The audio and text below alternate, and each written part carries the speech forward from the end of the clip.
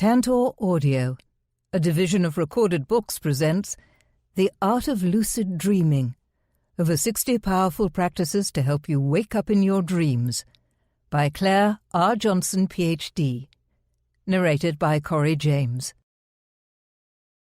Publisher's Note: this audiobook includes bonus material. Please visit tantor.com and type The Art of Lucid Dreaming into the search box.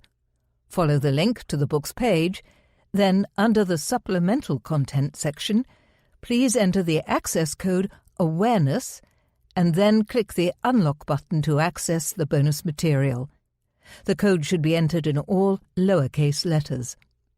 All figures and tables referenced in this audiobook can be found in the bonus material. Disclaimer: this book offers techniques for working with lucid dreams. It is not a substitute for psychological counseling or medical advice. If you have any physical or mental health concerns, you must consult your doctor or other medical practitioner. The author assumes no responsibility or liability for the actions of the listener. Introduction. Imagine yourself curled up in your warm bed, fast asleep.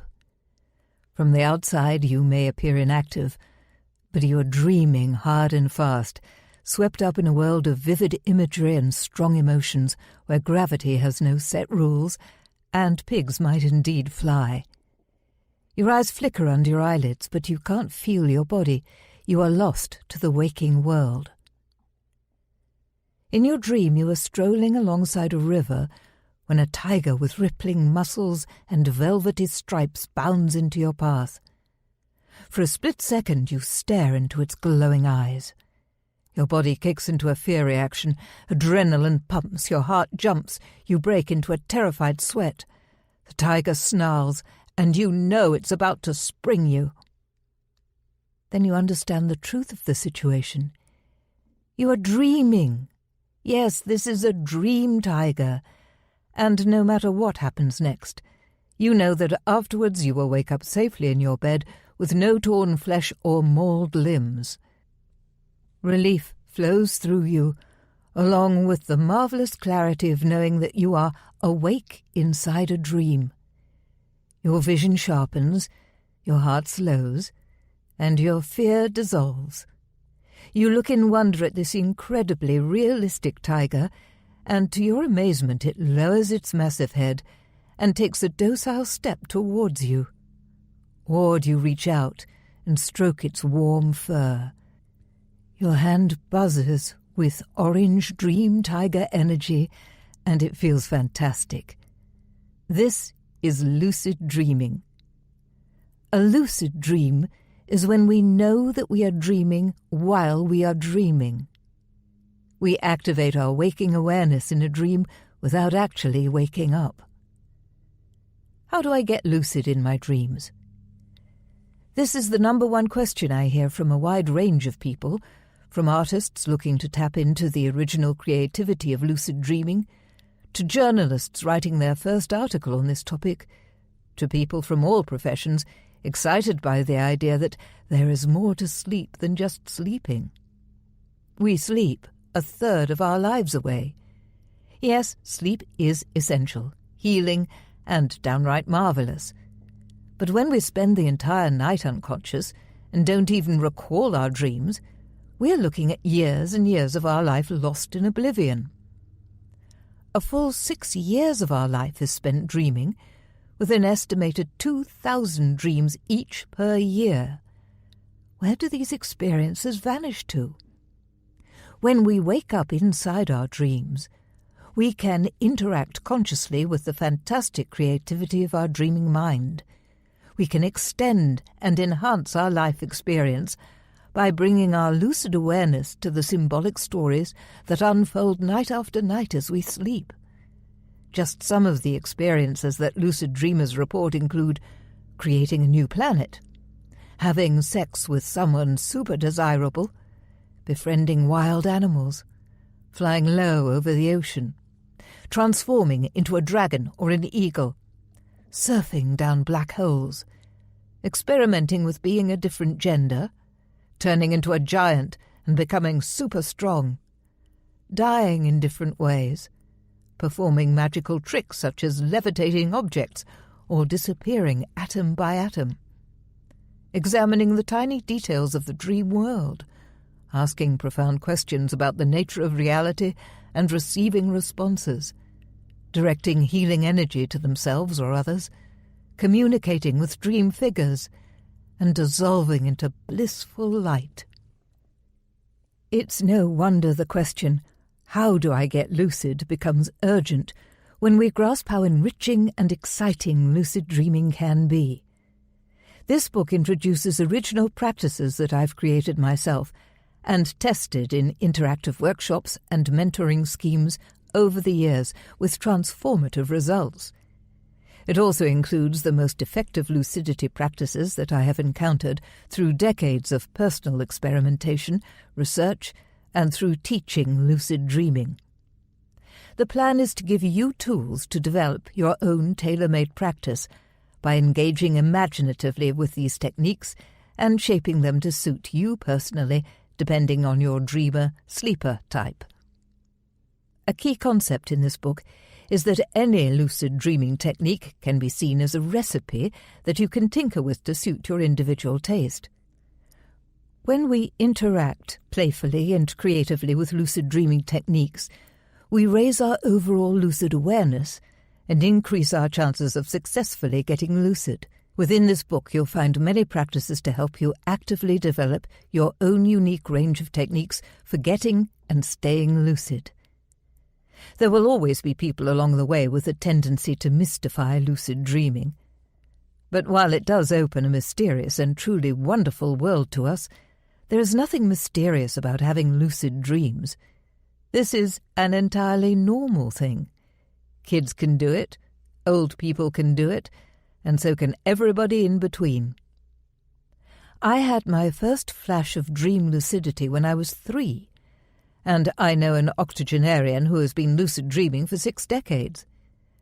Don't believe anyone who says lucid dreaming is only for Tibetan Buddhist monks, shamans, advanced meditators, or for people who have done a particular training program. What nonsense! You are ready to get lucid at any moment, in waking life and in dreams. All anyone else can offer is their own perspective and their version of which steps to take, but ultimately you are the only one who can take these steps for yourself. Lucid dreaming is for everyone, and I encourage you to make your own discoveries about this fascinating state of consciousness that is accessible to all of us. It's good to read widely on the subject, explore different authors and their individual paths into lucid dreaming, and always look to your own experience for your own answers about lucid dreaming. Find out for yourself. There's nothing stopping you. When we imagine obstacles, we create them. Obstacles to lucidity are only as strong as we allow them to be. We'll be examining the incredible power of belief as we go deeper into lucid dreaming, as well as considering the power of our thoughts to shape our reality and guide our dreams. Often people feel impatient, hoping that once they find the simple lucid dreaming induction technique they're looking for, they'll be in and won't need to work on developing skills such as mental clarity and critical thinking. That's understandable. Lucid dreaming is so wonderful and full of potential, of course we want to get on with it. Yet even if we get lucid in a dream, it's likely to be a frustratingly brief experience if we don't cultivate basic lucidity skills. Guiding the dream becomes so much simpler when we work with the powerful tools of intent, clarity, and expectation. So this book is filled with practices that help you to naturally develop these core skills as you go along.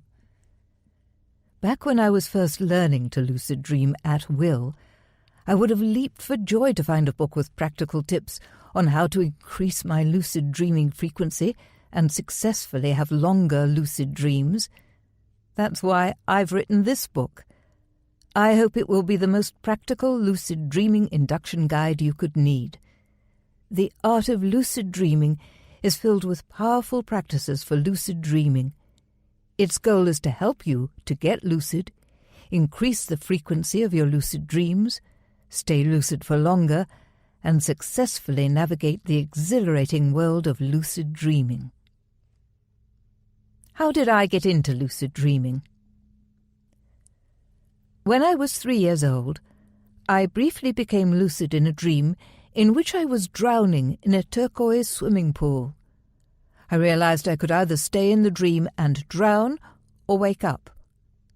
I chose to wake up from that dream, but enjoyed an incredibly vivid and active dream life throughout my childhood. I had recurring lucid dreams of flying over the house and finding magical books filled with wisdom, mingled with less lovely lucid nightmares of getting all tangled up in buzzing overhead power lines. Since my family had zero interest in dreams, I was told that dreams are not real, which always bemused me, since my dreams were as real could be. At Lancaster University in the UK, I began a serious exploration of lucid dreaming and taught myself to lucid dream at will, using many of the techniques that appear in this book. In 1995, I did undergraduate work on lucid dreams. Later on, I embarked on a doctoral research into lucid dreaming with the University of Leeds, UK, and discovered the International Association for the Study of Dreams, IASD, the world's biggest dream organisation. Lucid dreaming was considered a fringe topic by most academics back then, but IASD was wonderfully supportive of my research. I went to my first IASD Dream Conference in Copenhagen in 2004 and was blown away. Finally, I met hundreds of people who all valued dreams as much as I did. It was a revelation and a huge boost as I faced resistance from skeptical academics who seemed to suspect that lucid dreaming wasn't really possible and therefore was not a suitable topic for doctoral research. Of course, lucid dreaming has been a scientifically proved phenomenon of sleep ever since Dr. Keith Hearn's groundbreaking experiments in 1975, so science was on my side. These days, I'm honoured to be President and CEO of the International Association for the Study of Dreams. I became the first person in the world to do a PhD on lucid dreaming as a creative writing tool. I've clocked up more than 40 years of personal exploration into lucid dreaming as a lifelong, frequent lucid dreamer, and I've researched lucid dreaming for almost 25 years. For the past 15 years, I've taught practical courses on how to access the creative, healing, and transformative potential of the unconscious. You could say that lucid dreaming is my life. Don't worry, I do have other interests too. Since 2009, I've had 5 dream books published, and I'll mention them briefly so you can see how different they are from each other. My 2 lucid dream-inspired novels, as Claire J., are Dream Runner, which looks at the impact of a violent sleep disorder on one family, and Breathing in Colour, which explores how lucid dreaming can help resolve trauma. I've also co-edited a book on how to empower children with their dreams and nightmares, Sleep Monsters and Superheroes. My first non-fiction book, Dream Therapy, Mindful Dreaming is the US title, explores how we can draw on the wisdom of dreams every night to transform our lives for the better.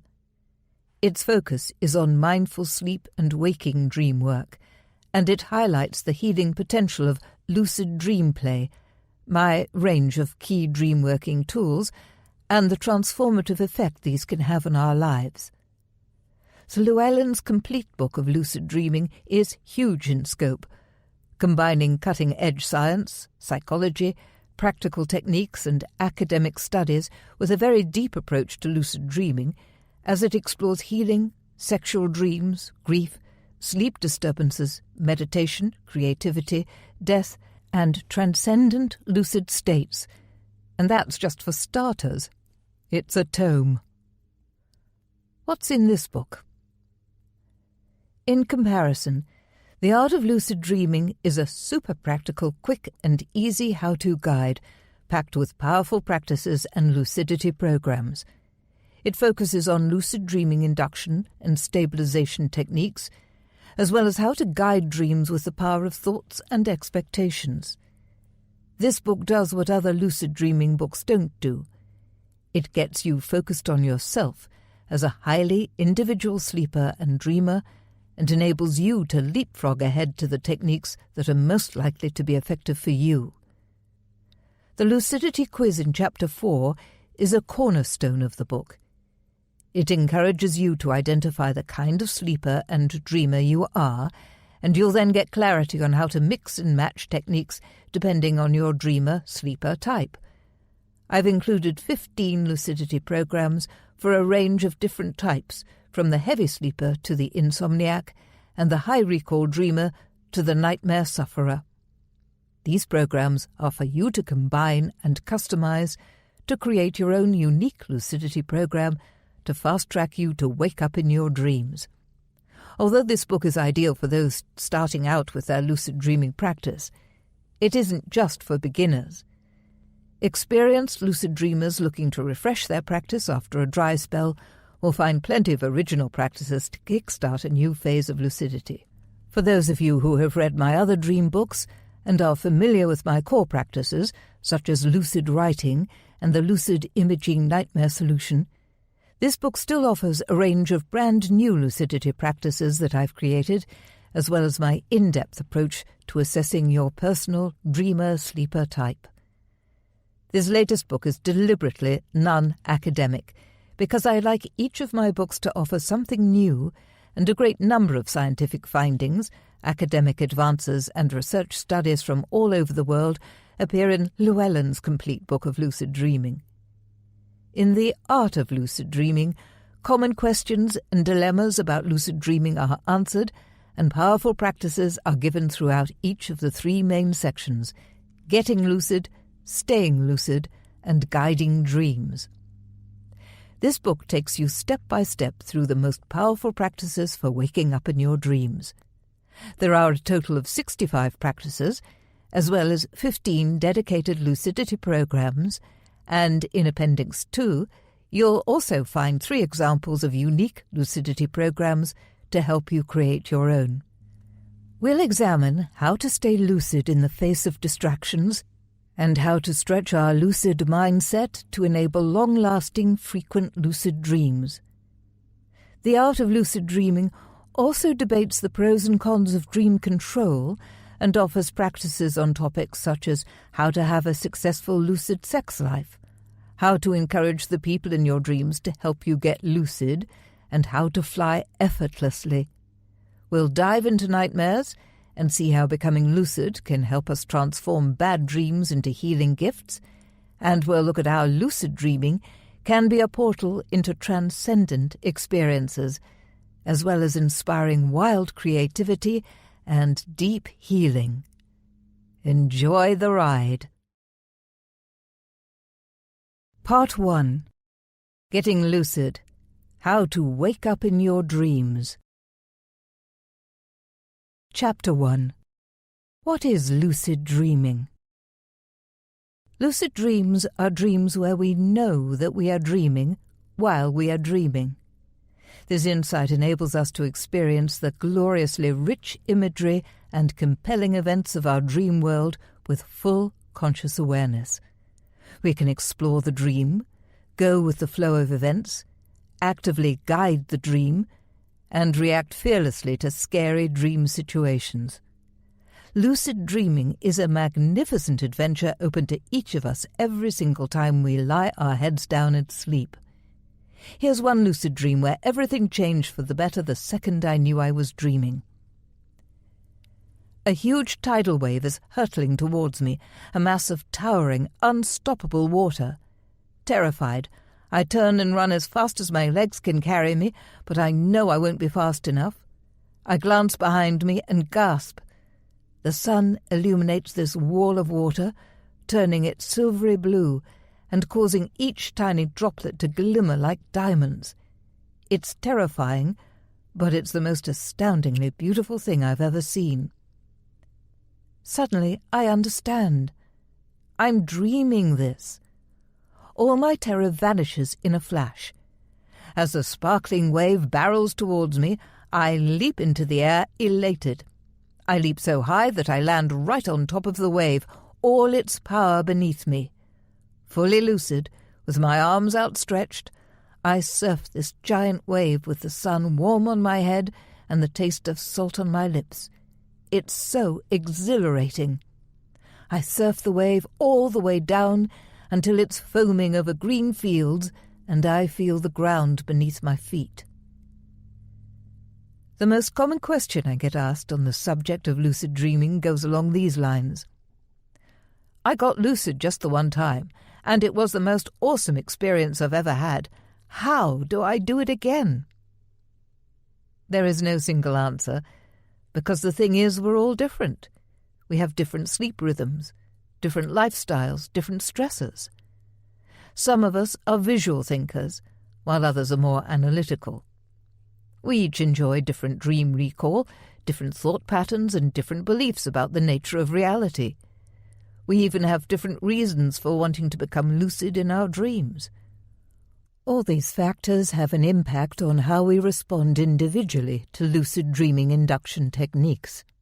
That's why I had the idea of writing the most practical and flexible lucid dream induction book out there to help people to discover their own best ways of becoming lucid in their dreams. In this first chapter, we'll look at common questions about lucid dreaming and how to create a lucid mindset to prime your brain to realize when you are dreaming. First of all, to whet the appetite of those of you who have yet to experience lucid dreaming, let's look at what we can do when we wake up in our dreams. What can we do in lucid dreams? This question might be better formulated as, what can't we do in lucid dreams? There are no limits.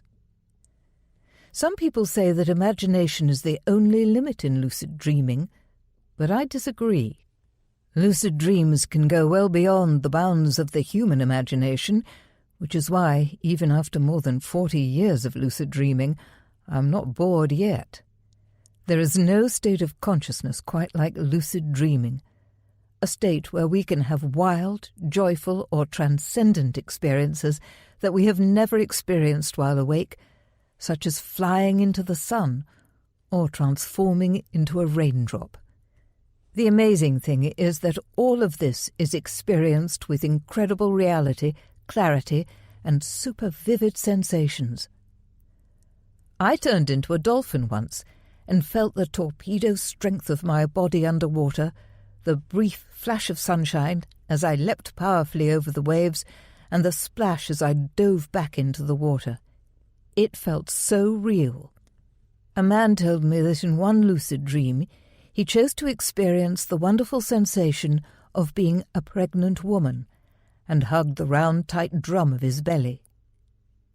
In lucid dreams, we can expand our life experience. We can change gender or be genderless. We can breathe underwater, shapeshift into an ant, or see what it's like to embrace a shadow man, or give birth to a baby, if we're feeling brave. We can also ask the dream questions about the nature of reality, life, death, and consciousness, and receive answers from our unconscious mind. We can hug a deceased loved one and smell their familiar perfume again. We can hone physical skills, overcome phobias, have awesome sexual encounters, and learn to know ourselves from the inside out. Seriously, there are no limits. Lucid dreaming is a fabulous tool for self-knowledge and exploring the nature of reality and conscious experience. It is also a creativity elixir. Never have I seen such rampant, alive creativity as within the lucid dream state, where our thoughts, emotions, and expectations are instantly translated into vibrant streams of imagery so bright and colourful you can almost taste them on your tongue. We can learn to mine this rich creative source and bring it into our art, our writing, our current project. We can meditate in lucid dreams and experience profound interconnected oneness, if we manage not to wake up, And lucid dreaming has massive healing potential that we are only beginning to uncover, as evidenced by psychological studies into trauma work and nightmare resolution. There is also a growing number of anecdotal reports of healing physical illness and injuries in lucid dreams. Scientific studies show that we can actually improve waking sports performance after practicing in a lucid dream. People improved their dart throws. One kickboxer slowed down time to perfect a complicated kick and could do it when he woke up, while a swimmer created a pool full of honey to test his muscle resistance. We are still discovering the immense potential of the lucid dream state. Lucid dreaming can support and nourish us while we process the painful emotions of bereavement, and it can raise our spirits any day of the year by providing us with moments of playfulness, excitement, and astounding beauty. 7 common questions about lucid dreaming. Despite the huge number of psychological and academic studies into lucid dreaming, and a barrage of books, videos, articles, documentary films and websites devoted to the topic, it seems there is still plenty of mystery around the practice of waking up inside a dream. I get asked the same questions again and again. They are excellent questions, so I'll briefly respond to a few of them here. Can anyone have lucid dreams? Yes, we all dream every night, and it's entirely possible for us to become aware that we are dreaming at any given moment. Many people experience spontaneous lucid dreams from childhood. It's very natural to become aware in our dreams. Is lucid dreaming a learnable skill? Yes. Lucid dreaming can happen spontaneously, but we can also learn to become lucid in our dreams and increase the frequency of our lucid dreams by using the techniques and practices described in this book. Should we control our dreams? When it comes to dream control, there is no should or shouldn't. Each person can work out for themselves how they'd like to interact with their dreams. One thing I've learned in my lifetime of lucid dreaming is that we are inseparable from our dreams. They are us, and we are them. So it makes sense to engage respectfully with the people, animals, and worlds we encounter in our dreams. What some beginners don't know is that it's perfectly possible to be lucid in a dream and not guide the action, but just relax and go with the dream flow. However, it's also possible to guide dreams in endlessly creative, healing, and fun ways. The pros and cons of dream control are looked at in Chapter 7 on how to guide lucid dreams. Is lucid dreaming dangerous? No, it is not dangerous. Lucid dreaming can be wonderfully healing and beneficial in so many ways. However, for people who are highly emotionally fragile, for example, after a recent bereavement or other trauma, it's advisable to seek support from a professional therapist before diving into any deep introspective activity, whether it's meditation or lucid dreaming. This advice extends to people who are severely depressed or suffering from anxiety disorders or psychosis. When we work with our dreams, non-lucid or lucid, we come face to face with our deepest unconscious emotions and images, and it's good to be prepared for whatever we may encounter. Can lucid dreaming help me with my nightmares? Yes. Psychology studies show the usefulness of lucid dreaming for reducing nightmare frequency, and some psychotherapists use lucid dreaming therapy in their work with clients. Lucid dreaming gives us the ability to face a nightmare without feeling crippled by fear. When we realize we are being attacked by a dream hyena and not a real one, we can be brave and take steps within that nightmare scenario to make healing changes and gain insight into why we are having this particular nightmare. Chapter 8 explores the value of lucidity as a nightmare solution and offers ways of working constructively with nightmare material. Is there scientific evidence of lucid dreaming? Yes. A pioneering experiment was carried out by British psychologist Dr. Keith Hearn at the University of Hull on April 12, 1975. In the sleep laboratory, Hearn wired up a talented lucid dreamer, Alan Worsley, to an EEG machine to observe his brain waves and eye movements throughout a night of sleep. When Worsley became lucid in a dream, he remembered to carry out the pre-agreed signal, sweeping right-left eye movements that could be clearly seen on the EEG. This was the first deliberate communication between the dream and waking worlds, and provided the world with the first scientific proof of lucid dreaming. Since that date, there have been many repetitions of this experiment and hundreds of research studies into lucid dreaming. Llewellyn's complete book of lucid dreaming covers the science, psychology, and history of lucid dreaming. How can I get lucid if I can't remember my dreams? How indeed. Non-lucid dreams are fascinating in themselves, and they are also the gateway to lucid dreams. When we bestow them with love and attention, they blossom. The following practice gives tips on how to turn a dream recall drought into a welcome flood. Practice 1. How to improve your dream recall.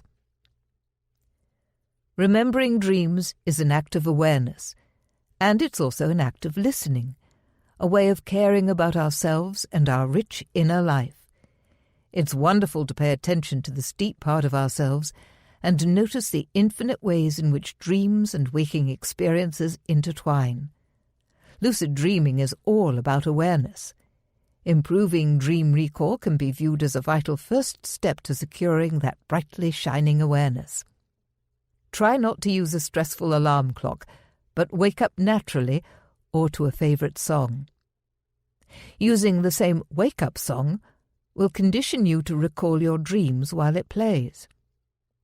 As you slowly wake up, don't move a muscle or open your eyes.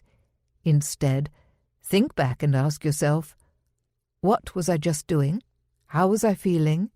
Who was I with? If all you recall is a colour or a mood or a shape, that's an excellent start. Write down anything you remember. Make a pact with your dreaming mind. Send me some dreams I can actually remember, and I promise I'll write them down. You may find it helpful to write a letter to your dreaming mind, requesting excellent dream recall and greater lucidity. Sleep with the letter under your pillow. Whenever you wake up briefly in the night, automatically think back to what you were just dreaming about.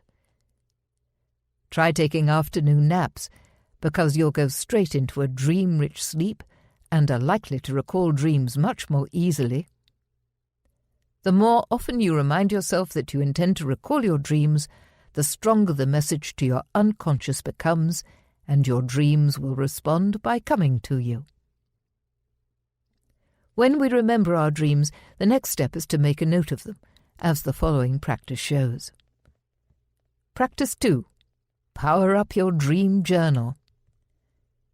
If you're serious about lucid dreaming, it's valuable to keep a dream journal and get into the habit of noting down your dreams on a regular basis.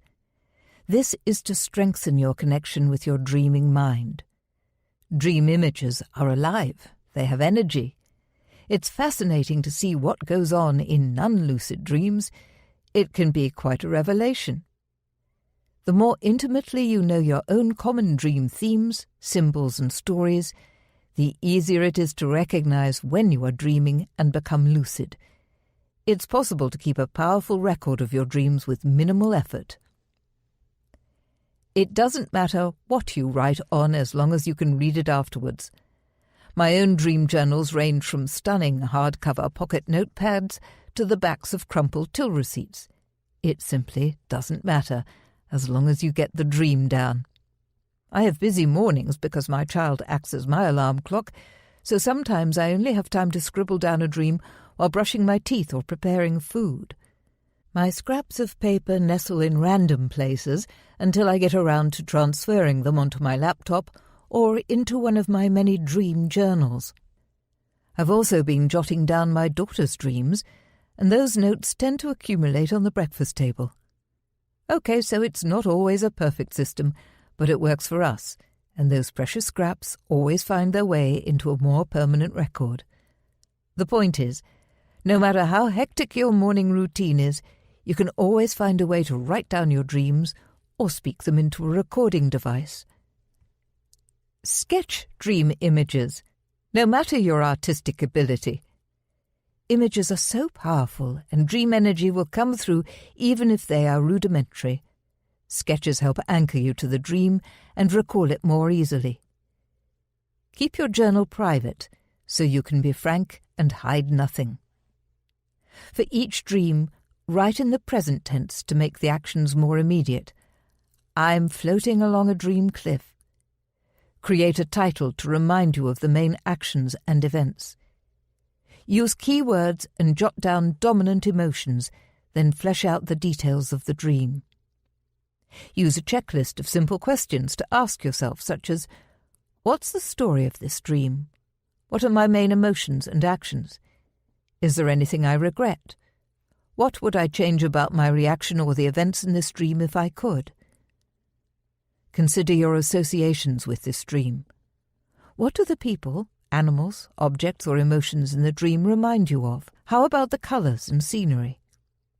Often a current dream is connected with a current theme in our lives, and it can be insightful to grasp the connection. Some people like to leave a space under their dream account to add insights and make connections. Dream images are alive, and their power shines through into our waking life if we allow it to, adding deeper meaning to our lives and illuminating our relationships and desires. Welcome them into your heart and be open to experiencing their aliveness. Return to your dream journal now and then to reread your dreams. This will help you spot recurring themes or images, and you can use these as lucidity triggers by vowing to become lucid the next time you see that antique car again, or find yourself wandering the corridors of that spooky house. As we become adept at recalling our dreams and inviting them into our lives, the next step is to work on building a lucid mindset, which can be thought of as the foundation for becoming a prolific lucid dreamer. How to create a lucid mindset. There are 3 golden tools that every lucid dreamer needs to cultivate in order to get and stay lucid and successfully guide dreams.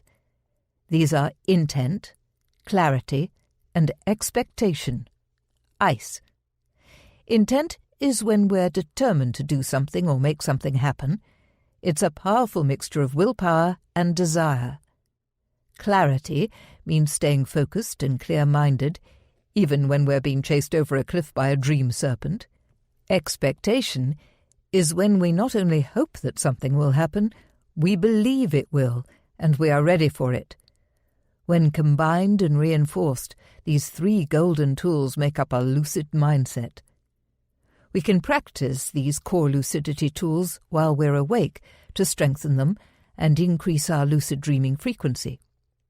We can also practice ICE while we're lucid dreaming to stabilize the dream so that it lasts much longer, to guide events and to play around being lucid dream magicians by shape-shifting into animals or bestowing ourselves with X-ray vision or the ability to slow down time. Developing intent, clarity and expectation is really important for all aspects of lucid dreaming. It's a winning combo.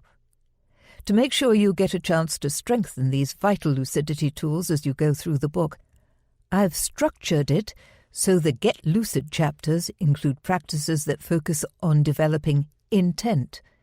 The Staying Lucid chapters have practices that reinforce mental clarity, and the chapters on guiding dreams focus on working with the powerful tool of expectation. If you work through this book doing the practices that appeal to you, you'll enhance your skills of intent, clarity, and expectation as you go along. You know yourself best, so you can spend as much or as little time as you need on these ICE-enforcing practices. Some people have a naturally high level of mental clarity and alertness, for example, and won't need to work on this aspect as much as others. This next practice is a great way for anybody to set their intent to have lucid dreams. Practice 3. Create a lucid dream goal to fire up your intent to get lucid. Why do you want to get lucid in your dreams? Here are just a few of the reasons I've heard from people who are trying to get lucid. I want to experience night after night of dream sex. I feel lucid dreaming will help me to advance spiritually. I'd love to play at being God in the dream universe. I need to heal psychologically, physically. My goal is to experience non-gravity and the ability to fly. I want to grab creative ideas from my unconscious. I need help resolving my nightmares. I want to develop my psychic abilities, intuition, empathy. I want to explore the dream world like a virtual reality game. I've heard you can meet deceased relatives in lucid dreams, and I want to see my mother again. Identifying the reason you want lucidity is helpful because it helps you to create a highly specific lucid dream goal. This in turn helps you to cement the powerful intent to wake up in a dream. Write down your top 3 reasons for wanting to get lucid in your dreams. Pick a lucid dream goal by fantasizing about the best, craziest, most beautiful, profound, or sexiest lucid dream you can imagine. Write down this fantasy lucid dream, then read it back to yourself, knowing that it is possible. Yippee! Harness this excitement and channel it into the firm intention to get lucid in your dreams. Every so often, return to your lucid dream goal to refine it or add new goals. This keeps you motivated, so it's good to always have a goal that really resonates with you, gets you wired up with curiosity, and ignites your desire to really go for this. Willpower and enthusiasm are key for kick-starting lucid dreaming. Although it's motivating and useful to have specific goals in order to keep your enthusiasm high, it's good not to become too fixated on achieving your lucid dream goals as soon as you get lucid in a dream. This is because it can be stressful to put so much pressure on yourself, causing you to wake up too soon. It may also crush the spontaneity and wonder that make lucid dreaming such an unforgettable experience. So use your ideal lucid dream scenarios to get you lucid, and then once you're in a stable lucid dream state, be ready to either embrace or release your goal if it feels right. The stages of sleep. The art of lucid dreaming explores how important it is to be aware of the kind of sleeper and dreamer we are. Sleep is not separate from lucid dreaming. It's the basis for it, the enabling factor. Chapter 4 helps you to look in depth at who you are as a highly individual sleeper and dreamer so that you can fast-track yourself to the best lucidity induction techniques for you. For now, let's take a quick look at the 4 stages of sleep that we pass through every night in a series of recurring cycles that take around 90 minutes each. Stage 1. This is the lightest stage of sleep, an easily interrupted drowsy state with alpha brainwaves in which our eyes roll slowly and we may experience sensations of falling or suddenly jerk awake. Stage 2. This is a slightly deeper stage of sleep, the first non-REM stage, NREM, non-rapid eye movement, in which we are harder to rouse.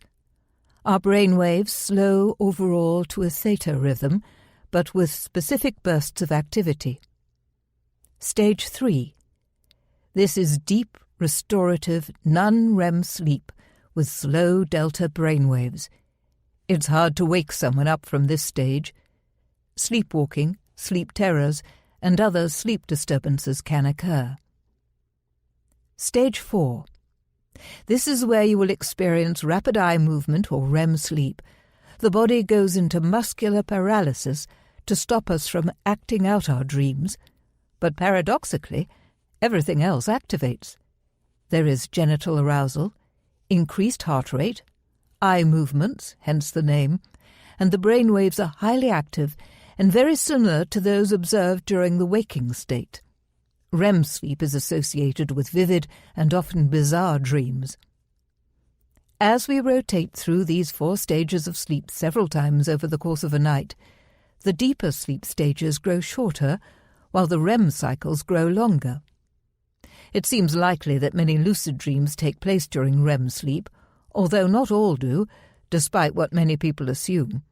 Lucid dreaming has also been detected in non-REM sleep stages. Typically, we'll have the longest burst of dream-rich REM sleep at the very end of our night of sleep, around 90 minutes or so before we wake up. During this sweet spot, our brain chemistry is beautifully set up for lucid dreaming. Here's a practice to help you capitalize on this optimal time for lucidity. Practice 4. Early morning meditation to incubate a lucid dream. Meditation is excellent for lucidity training at any time of day, but falling asleep straight afterwards will increase your chances of getting lucid. Get up around 2 hours earlier than usual. I know this is the hard part. But as we've just seen, there's a good reason for it.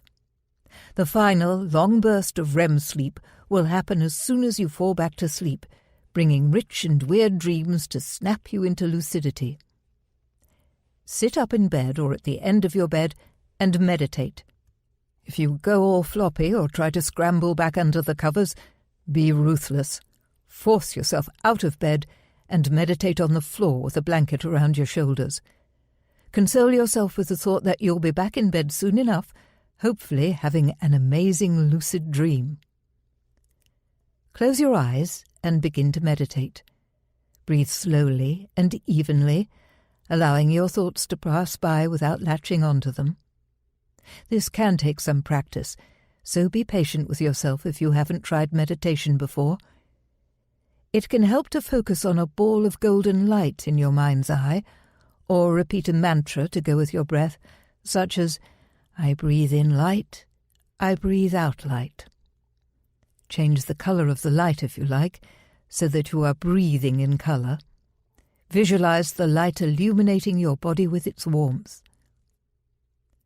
Once you feel rooted in your meditation, as you continue to breathe peacefully, focus on an image of yourself, gloriously lucid inside a dream. Feel your mind and body fill up with lucidity. Feel the clarity, the powerful happiness. Imprint on your mind and body this awesome feeling of being lucid in a dream. When you're really feeling this, set the firm intention to become lucid in your next dream. Summon a feeling of gratitude, as if your wish has already been granted. As you emerge gently from meditation, remind yourself that you have the natural ability to be conscious in your dreams. Smile, and as you settle back into bed, keep this lucid smile and the sense of calm contentment. Go back to sleep mentally repeating the lucidity mantra of your choice. Keep it simple. I am lucid right now, lucid right now. Be alert to imagery, strange sensations of falling or flying, and odd noises. This is a transitional stage from waking to sleep, and you need to stay aware. If you succeed, you'll move directly into a lucid dream. Sometimes we can follow all the recommended steps to becoming lucid in a dream, and yet somehow something invisible keeps tripping us up and we don't manage it. This can be really frustrating. Before we jump further into the many practices in this book, let's first take a moment to explore the kinds of inner doubts or blocks that commonly prevent people from waking up in their dreams. How to dissolve doubts, fears, and mental blocks that stop us from getting lucid. If we harbour some dark or frightening belief about lucid dreaming, or simply believe it can't be done, our trip into the wonders of lucid dreaming has effectively been cancelled before it can begin. It's good to do a bit of soul-searching before we begin to try to get lucid, to see if there is any unhelpful belief we're holding on to that might hinder our progress. Sometimes we don't even realize we have a resistance to lucid dreaming until someone else speaks up about their own doubts. So I hope it's useful for you to hear some of the arguments and fears people have shared with me and how I commonly respond. It's impossible. I'm not convinced it's really possible to wake up in a dream. It's never happened for me. If there's an internal barrier telling you that you're shooting for the impossible, lucidity seems highly unlikely. Doubt is made from powerful stuff. Lucid dreaming is a scientifically proved aspect of normal sleep that appears in world literature stretching back centuries. If part of you doubts that waking up in a dream is possible, you could work on destroying that doubt by filling your mind with the scientific facts and historical and cultural reports. We adults love to cling to our preconceptions. It's a breath of fresh air to explain lucid dreaming to a child and watch their faces light up as they get it. And in some cases, the very next morning, they'll bounce up to tell you they did it. They got lucid in their dream and faced that roaring bear that was messing with them. Adults can learn a lot from children. Train your mind to fully expect that you will become lucid in your dreams. We all dream, every night, and we are all conscious during the day. To dream lucidly, we simply need to combine these two natural abilities. What stuff might come up? I had a tough start to life, and I'm worried that lucid dreaming might cause certain things from my past to come up that I don't want to face. Any introspective activity, such as meditation or dream work, brings us face to face with ourselves at the deepest level. Knowing this, it's for you to decide if you wish to pursue lucid dreaming. It's worth bearing in mind that lucid dreaming has enormous healing potential. I see this all the time in my personal dream work and in the workshops and retreats I lead, as well as in the large number of messages I receive from people who feel compelled to connect with me to share their experiences of facing past demons in lucid dreams, overcoming their worst nightmares, and meeting with wise dream guides in the form of powerful animals or dream people. Sometimes it's helpful to ask ourselves why we are alive. Are we here to survive or to thrive? Personal growth can be painful, and it can feel scary. But in the long term, the better we understand ourselves, the more we unlock our vast inner potential, and the more we increase our ability to be kind and loving to others. For my part, I found that the more I let dreams into my life, the happier and more balanced I become. After a lifelong close connection with my dreams, I view my dreaming mind as my best friend, because my dreams, lucid or otherwise, are always there to guide and help me through every difficulty in my life. It bores me. I'd love to get lucid, but the idea of doing reality checks or keeping a dream journal bores me stiff. This is why I encourage people to invent their own reality checks and lucidity anchors. We are so different, and while some people will be fine using pre-prepared reality checks, others need something more creative and personalized. As for dream journaling, it doesn't have to involve writing. You could draw your dreams, or record verbal dream reports. Being flexible and inventive is good. Make sure that nothing about the process of getting lucid bores you, because boredom is a real lucidity killer in any state of consciousness. I'm not creative. I'm not a creative or imaginative person. They seem to find getting lucid so much easier. Lucidity actually has a lot to do with logic. We need curiosity and logical thinking to cut through the stupor of not realizing we are dreaming. Elephants can't fly, ergo, I am dreaming. We need alertness, self-awareness, self-reflection, and critical thinking. We need a logical mindset to test the reality in which we find ourselves and discover it to be a dream. So the "I'm just not imaginative enough to get lucid" argument doesn't really work. Besides, we are all inherently creative because we all dream. Look to your dreams, and you'll soon begin to see how creative they, and therefore you, are. In my work with creative writing and dreaming, I've met so many people who arrive at one of my workshops insisting that they are not imaginative or creative, but when they pick a dream or a nightmare and work from that, magic happens. They find themselves writing in a flow of original imagery with rich descriptions and powerful insights. My lucid writing technique in Chapter 6 shows how to do this. The point is, we can increase our imaginative reach when we tap into the super-creative source of our dreams. Once we release the idea of ourselves as being not creative enough to get lucid, we will have one less obstacle on our path to lucidity. I need rest. Lucidity sounds amazing, and I really want it, but I also just want to sleep. How can I get lucid without interrupting my precious downtime? This is what afternoon naps were invented for. Giving yourself a bonus rest will not only boost your resilience and creativity, it is the perfect time to get lucid. Your body is tired, but your mind is relatively alert, and your dreams will be vivid and strange, so it's easier to notice that this is a dream. It seems wrong.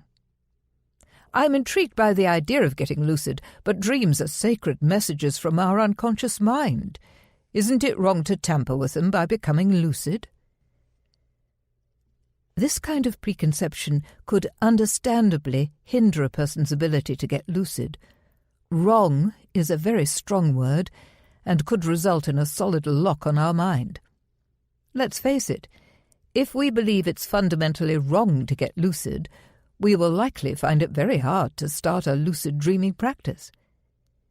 Yet those who voice this concern generally aren't aware that lucidity and dream control do not have to go hand in hand. We can be lucid in a dream and not tamper with or change anything. Sometimes the simple act of waking up inside a dream can spontaneously transform it in healing and spiritual ways. For this reason, lucidity itself could sometimes be thought of as the sacred message of the dream. We love to put things into separate boxes, labelling them and rigidly dividing them. But how can anyone decide which state of consciousness is more sacred than the next? Consciousness is a flow that encompasses every single state, whether it's daydreaming, trance, dreamless sleep, non-lucid dreaming, lucid dreaming, or alert wakefulness. Each state is just as valuable as the next, because ultimately they are all expressions of consciousness and human potential. Bringing lucid awareness to a non-lucid dream shines a light on our deep, unconscious images and emotions, and this can be incredibly powerful. We can gain insight, self-understanding, and wisdom from becoming lucid in our dreams. Lucidity allows us to react spontaneously to dream events from a standpoint of greater awareness, just as we can when we work therapeutically with a dream while awake. In the highly responsive dream state, the potential for positive change is high. Lucid dreaming is not reserved for levitating yogis and genius artists. Anyone has the potential to wake up inside a dream. We all dream every night, and we are all conscious during the day. So it's just a question of activating our conscious awareness during a dream. It's good to keep an open mind when trying to have lucid dreams, and to question our habitual assumptions about dreams and reality. It can also be helpful to write down any obstacles we believe are stopping us from dreaming lucidly, then go down the list, crossing each one out, knowing that it has no power over us. Mentally bathe these unnecessary obstacles in golden light and watch as they evaporate into thin air. In lucid dreaming, one of the early lessons is about belief and expectation and how they marry us to particular outcomes. This works the same in waking life as it does in dreams. Sure, in a lucid dream, change can be instantaneous and profound, whereas in waking life things can be a little slower to manifest. But when we expect and believe that we are capable of becoming lucid in our dreams, we are planting a vital seed for the future. In this chapter, we've looked at what lucid dreaming is, and we've touched on some of the fantastic things we can do when we wake up in a dream. We've looked at the importance of intent, clarity, and expectation as golden tools for creating a lucid mindset, and how to overcome mental blocks to getting lucid. We've explored the value of setting a lucid dream goal to ignite our intent to get lucid. Hopefully, we're all busily establishing a lively connection with our dreams by journaling and sketching them. Now let's dive into the most powerful practices for waking up inside our dreams. Chapter 2. Powerful practices to help you wake up in your dreams. In our fast information age, more people are looking for a quick-fix lucidity. They might click on YouTube videos with beguiling clickbait titles like, "Get lucid in 30 seconds using this amazing technique." But how can people who never recall dreams, or who have a low level of waking lucidity, hope to make the leap to dream lucidity in mere seconds? When we cultivate lucidity as a state of mind, using the vital forces of intent, clarity, and expectation, we can practice daily to raise our overall level of awareness, and this alertness finds its way into our dreams too. Sometimes people tell me they read online about a particular lucidity induction technique and tried it once, but it didn't work. This is like having one single driving lesson and then scratching our head in disbelief when we fail our test. It's helpful to stick with the technique for at least a few nights, and preferably a full week or more, to get ourselves used to it. The more we drum into our mind that we are doing this technique because we want to wake up in our dreams, the stronger our intention and expectation become, improving the chances of success. We also give our bodies a chance to adjust to techniques that involve waking ourselves up earlier than usual or meditating. Another good thing to do is tinker with the recipe by tailoring any technique to suit our personal style of sleeping and dreaming. We'll look at ways of doing that in this chapter. Being motivated to get lucid is wonderful, but some people can get a little obsessed with the idea. Falling in love with an abstract concept isn't the best way to make it happen, and clinging too hard to the concept of getting lucid can stifle our creative engagement with lucid dreaming. People can end up feeling frustrated and disappointed every time they wake up without a lucid dream.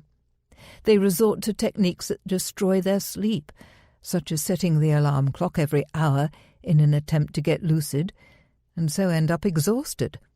They berate themselves and feel unhappy about their progress. How demotivating is that? It's far more helpful to be kind to yourself. Reward yourself for anything that feels like a step towards dream lucidity, such as recalling dreams, even the smallest scraps of dreams. Each remembered dream is a gift and can be seen as a step towards lucid dreaming. Perhaps one night in your dream you wonder, could this be a dream? Even if you decided in the dream that you weren't dreaming, this is really encouraging, as you were just one step away from getting lucid. Give yourself a treat. Or you dream that someone is talking to you about dreaming. Score!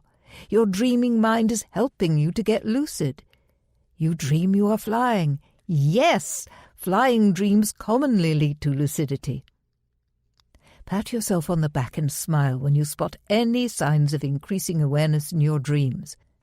Notice recurring dream people or objects and vow to pay close attention to them. Praise yourself when you manage it. I'm taking vital steps towards lucidity. This is great news. Thank anyone you can think of, the lucid dreaming gods or your great auntie Nora who keeps showing up in your dreams and could be a fantastic lucidity trigger since she's been dead for 20 years. Gratitude is a powerful tool for manifestation. Hold the goal of lucid dreaming lightly and playfully in your mind as you practice the tools from this chapter, and keep your curiosity and motivation high. Reality checks. Dreams are bewitchingly real. They suck us into a three-dimensional, vivid, emotional reality with a strong story that we are totally caught up in. It can be hard to wrest ourselves away from the bewitchment and see clearly that this is a dream. Training our critical faculty enables us to successfully use logical thinking within the dream state. One way of doing this is to carry out reality checks as we go about our day. Anytime we pause to notice our state of consciousness and ask ourselves if we are dreaming or awake, we are doing a reality check. Am I really awake right now? Could this be a dream? How do I know I'm not dreaming? Whenever we take a moment to logically identify our current state of consciousness, we increase our chances of doing the same thing in a dream and discovering that we are dreaming. The reality check is an excellent way of increasing our ability to be fully aware in any given moment, whether we are awake or dreaming. It's a way of being mindful and focusing on this instant of our life. Doing this can help us live our lives in a more aware, alert way, and it can help us to get lucid in our dreams. The next practice explores the most effective reality checks to increase lucid dreaming frequency. Practice 5. The 5 most effective reality checks. Embed reality checks into your waking life, and you'll find yourself spontaneously carrying out these checks while actually in a dream, and realizing that you are, in fact, dreaming. 1. The floatiness check. A sense of floatiness in dreams almost always leads to lucidity for me. It is one of my absolute top favourite reality checks for that reason. Several times a day, tune into the weight and solidity of your body. How light are you? Light enough to float? How substantial is your body? When you press your shoulder against a wall, do you begin to pass through it? If you slap a hand down on the tabletop, does it sink into the surface? Jump into the air. Do you land with a bump or hover a little? This is a fun reality test to perform, although it may raise eyebrows if you try it during board meetings or on busy commutes. 2. The finger test. Try to put your finger through the palm of your other hand. Really try for a moment. Expect it to work. Is your finger disappearing into your palm in a rather ghostly fashion? Has it popped through the other side? Then you are dreaming, my friend. This is a nice, unobtrusive reality check that can be practiced almost anywhere and shouldn't get you kicked out of a meeting, as long as you only practice it on yourself.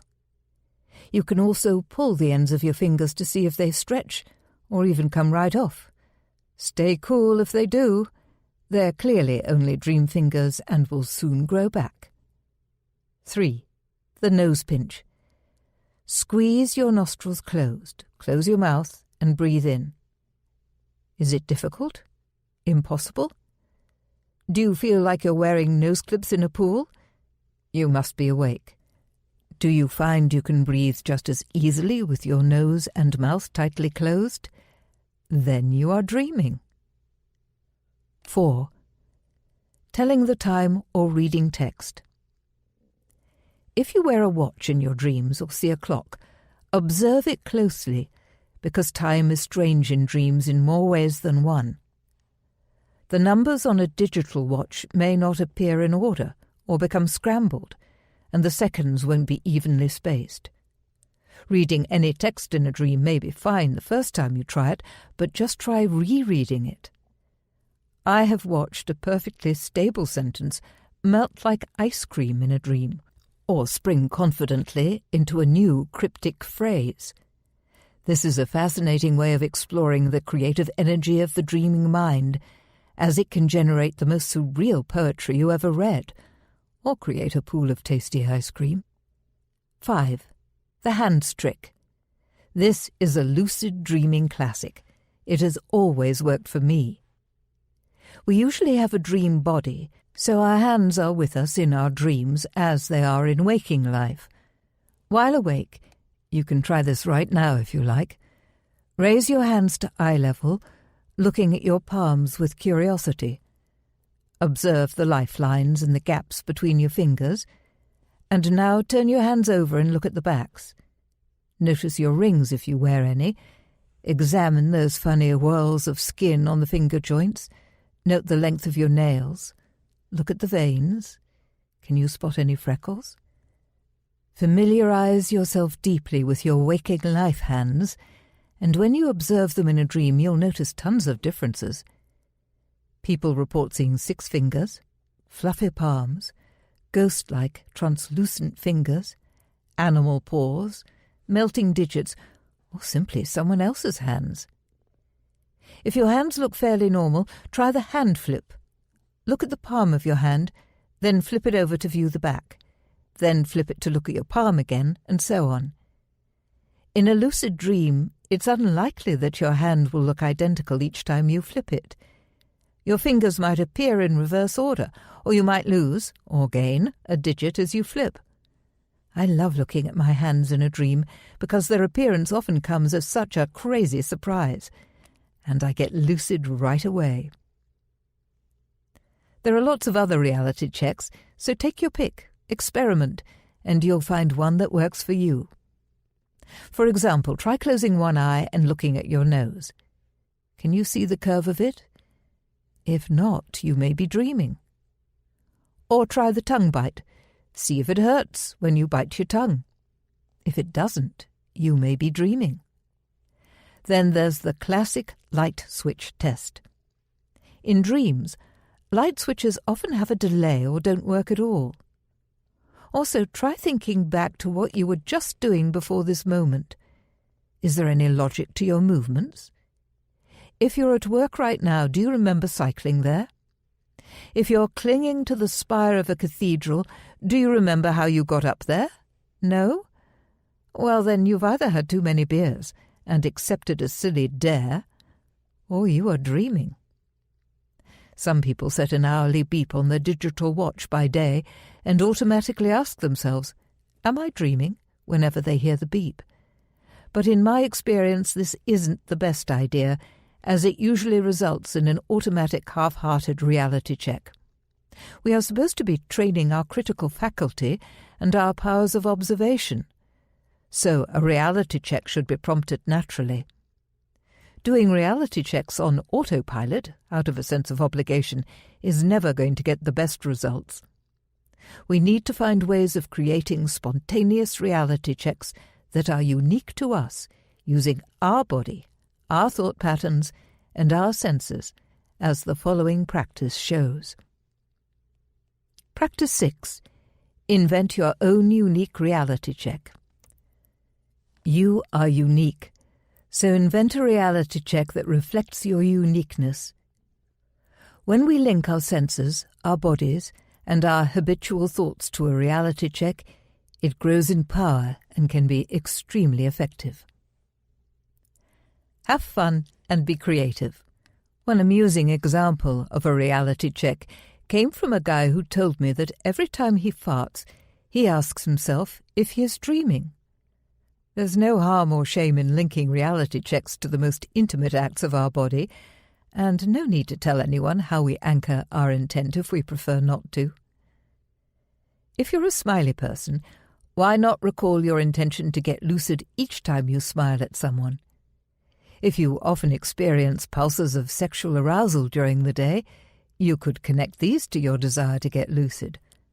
Or if you have a singing gut, you could use stomach gurgles as a prompt to do a reality check. A knee that clicks?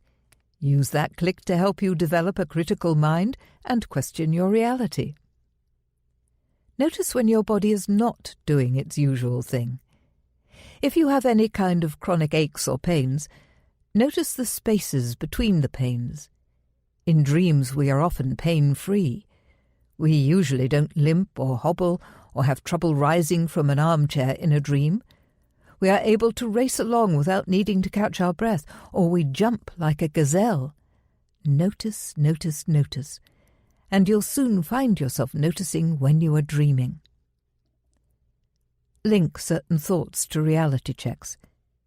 If you are someone who regularly experiences negative or self-critical thoughts, you could react to this by using a reality check as a springboard into a lighter state of mind and imagine yourself flying over vibrant mountains in a lucid dream. This could have a happy double whammy effect, both halting your negative thoughts and priming your mind to become lucid. Connect specific sensory sensations to reality checks. For example, every time you smell something amazing, freshly baked bread, your lover's perfume, ask yourself seriously, am I dreaming right now? Change your anchor every so often so the challenge stays fresh and surprising. Whenever you see something that strikes you as particularly beautiful, ugly, or weird, ask yourself, am I dreaming? Highly personal reality checks are likely to be the most effective ones for you. You'll find yourself so used to testing your reality that you'll soon find yourself doing it in a dream and realizing that you are actually dreaming right now. How wonderful is that? Remember never to automatically assume you're awake. With each reality check, ask yourself, how do I know I'm not dreaming this? Look around. Try to put your hand through the tabletop or pinch your nose and try to breathe through it. Expect to discover that you are dreaming. This is vital because you are training a critical state of mind that you will seriously need when you ask yourself, am I dreaming in a dream? Only conclude that you are awake when you're 100% sure this is truly waking reality and not a dream. The rule of thumb is, if you're in doubt that you might be dreaming, then you generally are dreaming. How we can use our memory to help us to wake up in our dreams. Have you ever thought something like, I must remember to pick up some milk on the way home? Yes, of course you have. We all make quick mental notes to do things in the future, and we act on these intentions all the time. We remember to get ourselves to that doctor's appointment, and we remember to buy more windshield wiper fluid the next time we stop for fuel.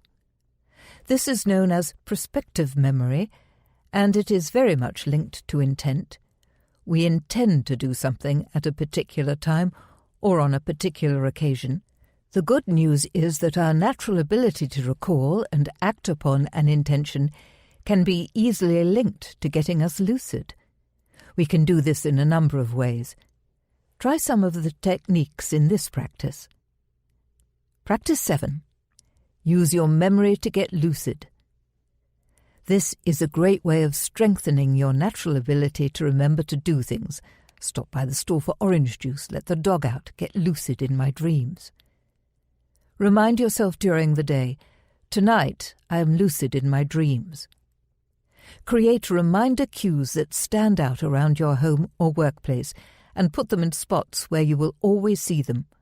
For example, you could write, "Get lucid tonight" on a sticky note and place it on the bathroom mirror so you see it while brushing your teeth. Carry in your pocket a small object that is linked in your mind to lucid dreaming, like a gemstone or a tiny woven dream catcher.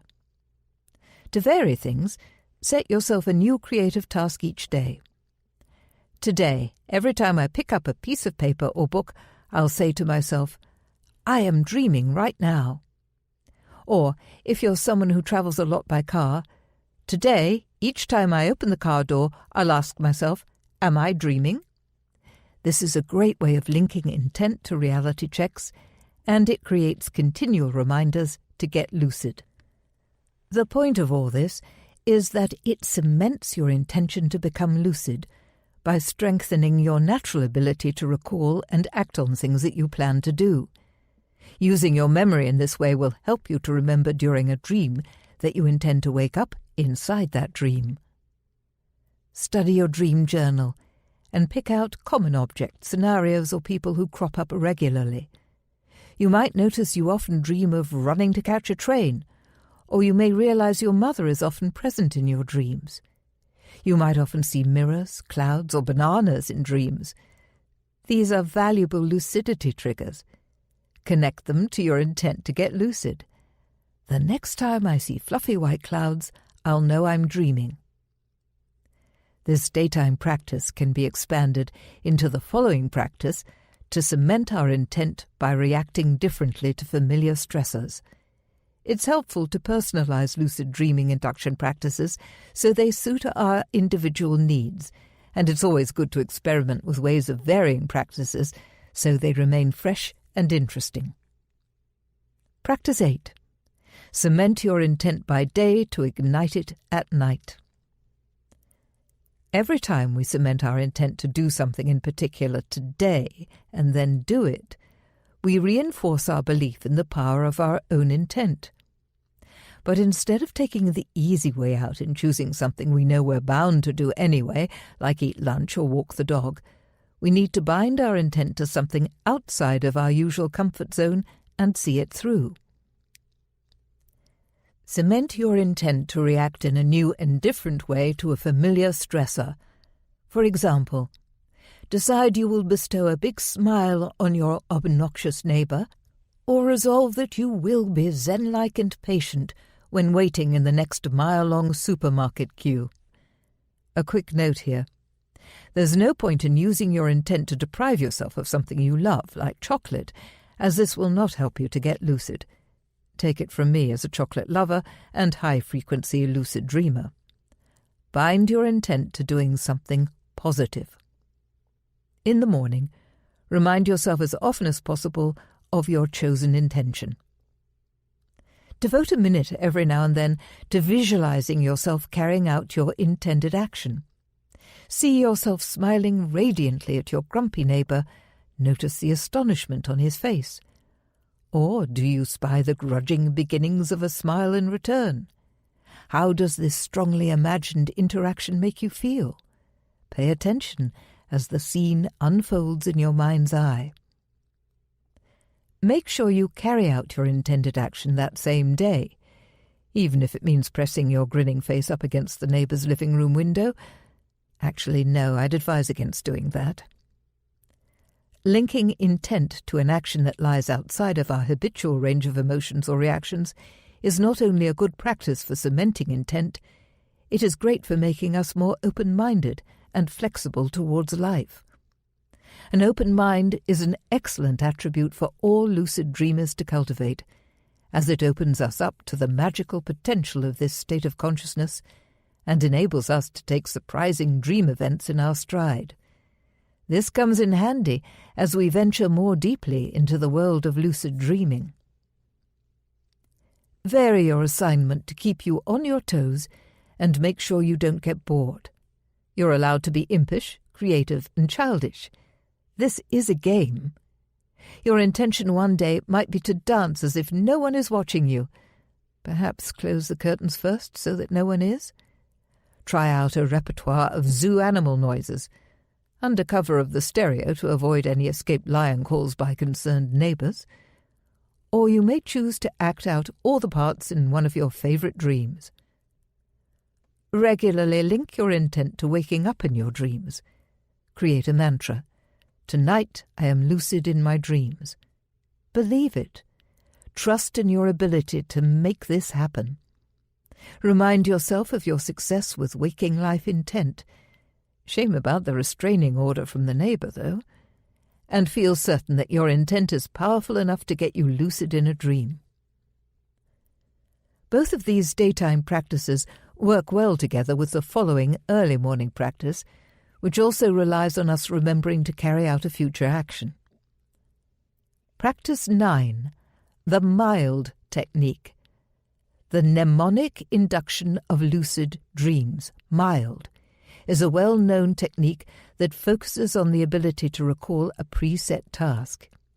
It was developed by lucid dream researcher Dr. Stephen LaBerge, and it's nice for those mornings when you have the luxury of a lie-in. Here are the steps. 1. In the early morning, when you awaken from a dream, memorize it. 2. As you return to sleep, say to yourself, next time I'm dreaming, I want to remember to recognize I'm dreaming. 3. Visualize yourself back in that dream, only this time picture yourself becoming lucid in it. 4. Repeat steps 2 and 3 until your intention is clearly fixed or until you fall asleep. Now we've looked at ways of using our memory to help us wake up in our dreams. We'll have a quick look at external lucidity triggers, such as lucid dreaming masks and audio cues that stimulate us with light or sound while we dream, in the hope of penetrating our sleep with a strong reminder that we are dreaming right now. Supplements, lucid dreaming masks, and audio cues to trigger lucid dreaming. In recent years, plenty of attention has been given to herbal supplements, amino acids such as choline, and over-the-counter drugs said to be helpful for inducing lucid dreaming. The Alzheimer's drug galantamine has been earmarked as a substance that lengthens dreaming sleep and promotes vivid dreaming. Studies show that it can also act as a lucidity enhancer, increasing the chances of becoming lucid in a dream. Galantamine has side effects, such as nausea, and it is not compatible with certain medications. It can also worsen medical issues, including asthma, epilepsy, heart conditions, liver problems, and more. It's essential to check with your doctor before taking any supplement or drug. My own take on supplements is that it's up to the individual to choose their own path to lucidity. In a lifetime of lucid dreaming, I've never taken any lucid dreaming supplements. This isn't because I have anything particular against the idea, but because I've developed my own deep, prolific, and highly effective lucid dreaming practice by focusing on waking up in all aspects of my life and using natural methods, such as the ones in this book, to trigger heightened awareness in my dreams. If you decide to try supplements or any mind-altering substances, ask your doctor about this first, and research any physical and psychological side effects so that you can go into it well-informed and with a healthy respect. Some people find lucid dream masks useful for triggering lucid dreaming. These take the form of an eye mask to wear during sleep. There are various models, some clunkier than others. Some rely on flashing lights that are intended to trigger lucidity, but these lights might flash as you're drifting off to sleep and wake you up since the mask can't recognize the onset of REM sleep. Often, people report they find the masks irritating because they either result in a sleepless night with no lucid dreams, or else the dreamer sleeps through undisturbed, not even registering the lucidity cues. As the technology gradually improves, an effective, comfortable lucid dreaming mask that results in high incidences of lucidity should arrive on the market. It just hasn't happened yet. Even the best mask can't do all the work for us. We still need to plant the seed of intent in our mind and use our memory to connect it to the mask. When I see flashing lights, I'll know I'm dreaming.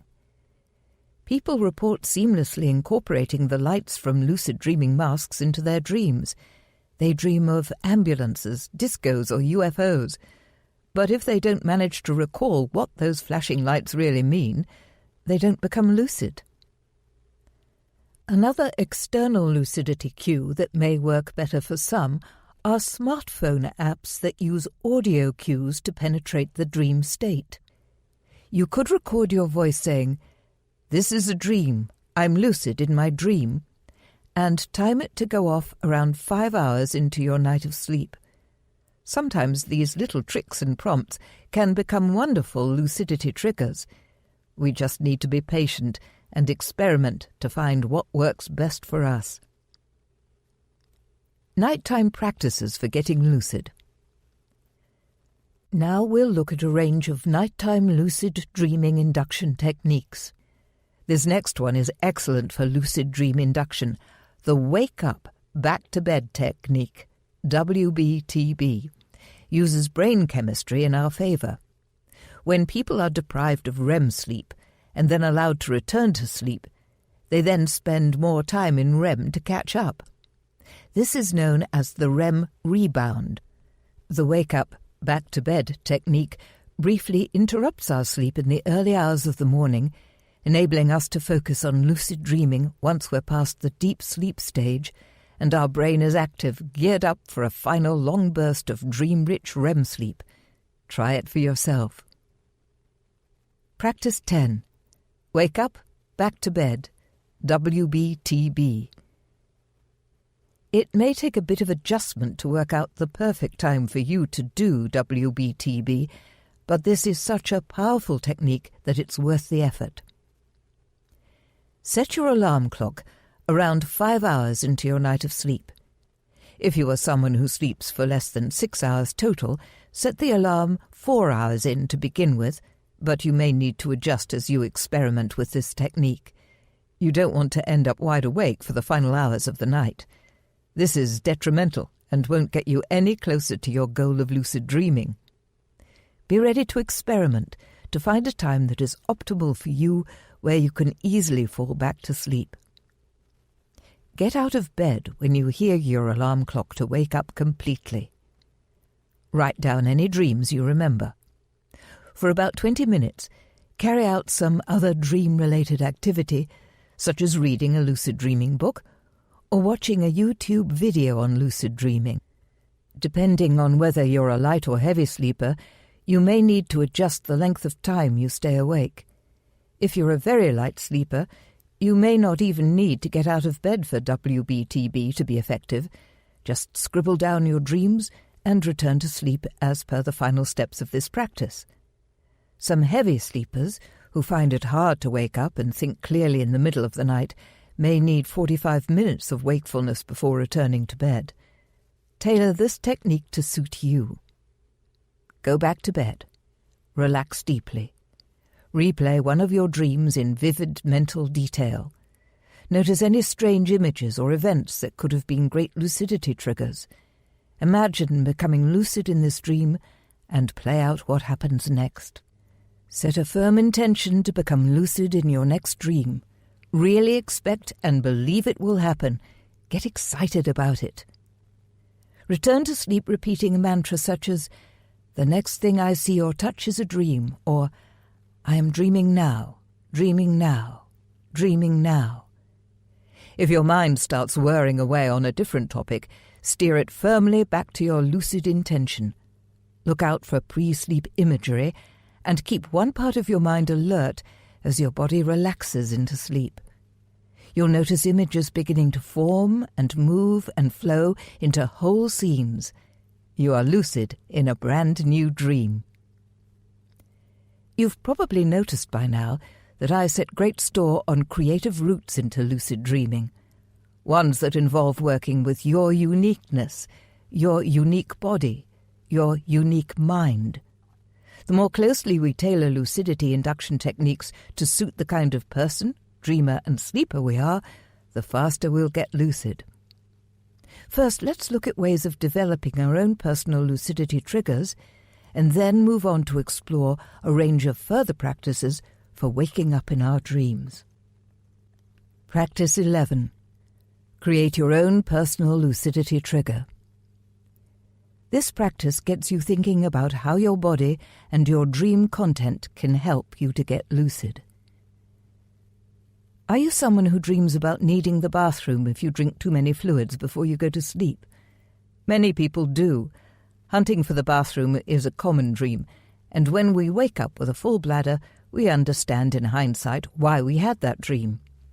But surely it would be better to realize during the bathroom dream and become lucid? We can help this happen by purposefully drinking a big glass of water before we go to sleep and reminding ourselves as we drift off, "The next time I need the bathroom, I will realize I'm dreaming." This trigger can be adapted to suit whatever works best for you. For example, it might be effective for you to go to bed hungry one night, declaring with solid intent, "The next time I see food, I'll become lucid." At some point in the night, you'll find yourself gorging on dream pies or attending a dream banquet. Ding, you're lucid. You might try abstaining from sex for a few days to induce an erotic dream and use that as a lucidity trigger instead. Experiment and see what works best for you. Identify your unique dream themes and symbols. Prime your brain to recognize these typical dream signs. Bring them into your falling asleep mantra. Next time I'm firefighting, singing Sinatra songs, hanging out with my deceased grandmother, I'll realize I'm dreaming. Practice 12. The Finger-Induced Lucid Dream Technique, FILD. Carry out this technique when you're really tired, perhaps in the middle of the night, or as an extra boost when practicing the wake-up back-to-bed technique from practice 10. Lie still with your eyes closed, ready to sleep. Wiggle your forefinger and middle finger very slightly, as if you're playing 2 notes on a piano. Keep the rest of your body deeply calm and still. Gradually reduce this repetitive finger movement until it is a mere muscle twitch, but keep your full attention fixed on this tiny movement. Your brain is alert and active. It is sending a signal to your fingers to move, and they are responding, but ever so slightly. Stay focused on this almost movement as you fall asleep, combining it with a sleepy mantra, I am dreaming, I am dreaming. Then do a reality check. Push your fingers through the palm of your other hand, try to float, or pinch your nostrils closed and try to breathe through them. Are you dreaming? Practice 13. Compile a lucidity playlist. Gather some of your favorite songs on a playlist, but only choose a few songs, say 3 or 4 maximum. Then spend time turning each of them into a lucidity trigger by singing along to them. I am lucid, this is a dream, or by fiercely concentrating on doing reality checks the moment you hear them. There are apps that can be set to start playing music when you estimate you'll be in REM sleep. Around 4.5 to 5 hours into your night of sleep is often a good time. So connect your lucidity playlist to this, or set a timer on your phone to begin playing your lucidity triggering songs at the allotted time. This triggers the trained response that you have carefully set up, so that when you hear those lucidity tracks, you automatically ask yourself if you are dreaming. The idea is that when your lucidity playlist seeps into your dreams, you'll realize that you're dreaming. This technique may require a few adjustments. The volume must be loud enough for you to register it in your sleep, but not loud enough to wake you up, and you may need to play around with the timing too. Aim for the long period of REM sleep towards the morning, as this is a time where the brain is highly active and the dreams are weird and vivid, which makes getting lucid a whole lot easier. Practice 14. The stuck arm technique. This is simple but can work really nicely. Snuggle into bed and get cozy, but make sure that one of your arms is trapped comfortably under your belly. Then say firmly to yourself, the next time I move this arm, I'll be dreaming. Now visualize yourself swinging that arm around, pointing at something, or picking up an object, and imagine this action leading to the sudden understanding that you must be dreaming. Put all your awareness into that trapped arm as you drift off to sleep, and keep mentally reaching out with it and seeing yourself becoming lucid. Keep imagining this, and before you know it, it will actually happen. You'll shake hands with a kangaroo and realize with a jolt of happiness that this is a dream. Practice 15. Use mini-awakenings to cement your intent to get lucid. Make sure the very last thought you have before you drop off to sleep is about lucid dreaming. Not just when you fall asleep at the start of the night, but any time you wake up and then return to sleep during the night. We all wake up for brief moments many times in the night. These are often the moments when we shift position or turn over in bed. If you can raise your alertness enough to recognize some of these mini-awakenings and quickly pull into your mind an intention to get lucid, you'll double your chances of having a lucid dream. This is because lucidity is more likely in the later stages of the night, when we are in lighter sleep stages and have longer phases of vivid dreaming. If you're a fairly heavy sleeper, try turning onto your back when you experience a mini-awakening and saying mentally, I'm lucid, as you drift back to sleep. Anchoring your lucid intent to a particular sleep position turns this into a super simple but effective lucidity ritual. In this chapter, we've looked at 11 core techniques to help you build your intent, sharpen your logical thinking about which state of reality you're in, use your memory and your body to help you get lucid, develop a relationship with your individual dream imagery, and fine-tune different practices to help you to recognize that you are dreaming right now. In the next chapter, we'll explore a vital gateway to lucid dreaming, the pre-sleep state, and I'll share my best practices for utilizing this state and cultivating deep, alert relaxation to get lucid. Chapter 3. Relax your way into lucid dreaming. When it comes to lucid dreaming, we can't relentlessly push and force ourselves and expect fabulous results. After all, we're talking about doing a remarkably subtle yet powerful thing, raising our awareness while we sleep.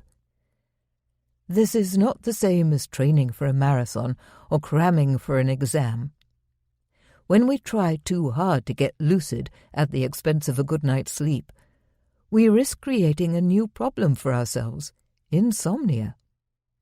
It's vital to sleep well and dream well in order to take care of our body and mind. This means we need to master the art of relaxing deeply and remaining alert.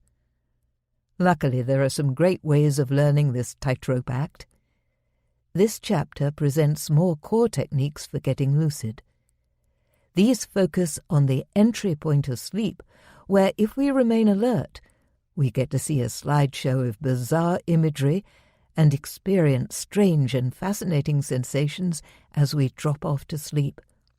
This is a powerful gateway to lucid dreaming. As you follow the practices in this chapter, you'll find they bring a multitude of benefits. They'll help you to become an adept lucid dreamer, someone who can easily balance alert mental attention with deep relaxation. They'll enable you to explore the marvelous creative world of pre-sleep imagery, known as hypnagogia. These practices will also bring you swiftly into a calm state of relaxed awareness, enabling you to let go of your worries and refresh your mind and body, a useful skill in any area of life. Techniques for deep relaxation and visualization are excellent practices for beginner lucid dreamers, as they teach us how to relax our way into lucid dreaming. Let's take a guided journey into an intoxicating state of consciousness that we all pass through each and every time we fall asleep, only most of us fail to notice it because we lose consciousness immediately. A lucid journey into sleep. Every night we lie down and relax, allowing thoughts and impressions of our day to skim through our mind, perhaps rewinding now and then to relive a particularly delicious moment or to stress over something that went badly. As our body grows heavier, the bed warmer and cozier, we begin to release our hold on these thoughts. Our mind begins to drift. We are entering stage 1 sleep, the lightest stage of sleep from which we can easily awaken. Have you ever been drifting blissfully off to sleep when a shocking jolt runs through your whole body and wakes you up? This is known as hypnic jerk, and it often happens as the body is transitioning from wake to sleep. Anyway, let's imagine in this scenario that there is no hypnic jerk, but instead something curious and rather delightful happens. You can barely feel your body as you are so deeply relaxed, but instead of losing consciousness, you become aware that you are looking into a sort of luminous mist. Beyond the mist, you see distant sparkling lights. You watch them sleepily, noticing how they move towards you and then away again. And now something surprising pops up in your field of vision. The face of a white wolf, startling in its detail and aliveness. But it remains only for a second before vanishing. Alert, you wait for more images. Here they come. Something that looks like a bicycle inner tube, swiftly followed by a flash of a complicated machine with whirring golden cogs, then a skateboard with muddy wheels. Where are these random images coming from? You are caught in wonder, knowing that you are consciously experiencing the transition between waking and sleep. And now the magic gets deeper. This parade of fleeting two-dimensional static images changes. The images remain in your visual field for 2 or 3 seconds, and better still, they become three-dimensional and begin to move. Here is a little girl in a purple dress running across a garden, and now clouds are scudding through a twilit sky. You watch attentively, but you notice that when you try to follow the movement of a particular image, it dissolves. You quickly learn that you mustn't get attached. You cultivate a detached alertness, and this works better because now the images transform into moving scenes that play out like movies, short films that you follow as they self-create with astounding detail. These films are bizarre. The surrealists knew what they were doing when they tapped into this state of consciousness. You sense they are flimsy in nature and could collapse at any moment, and revert to the simpler static imagery from before, so you don't get too involved in them. You simply observe. A whale soars through a stormy sky, white foam flecking the air. The reality of the imagery is incredible, like watching a colourful, richly emotional 3D movie. There's even a soundtrack, crashing waves mingled with an intense buzzing sound.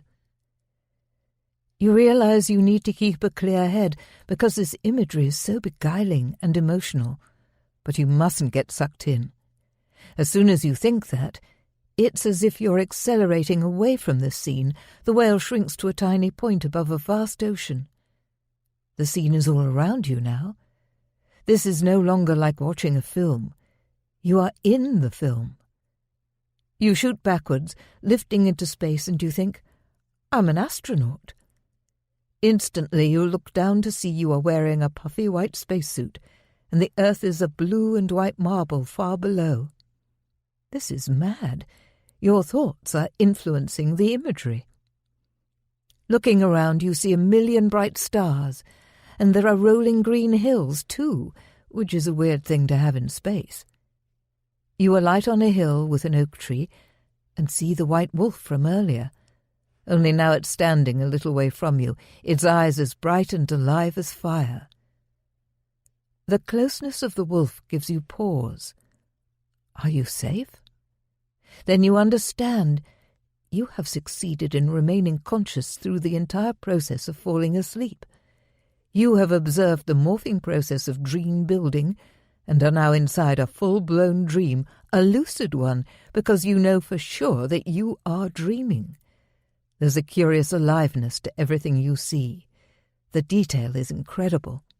You can see every blade of grass, every acorn on the oak tree, and the gleaming eyes of the wolf, who you understand to be some kind of guide, a protective presence.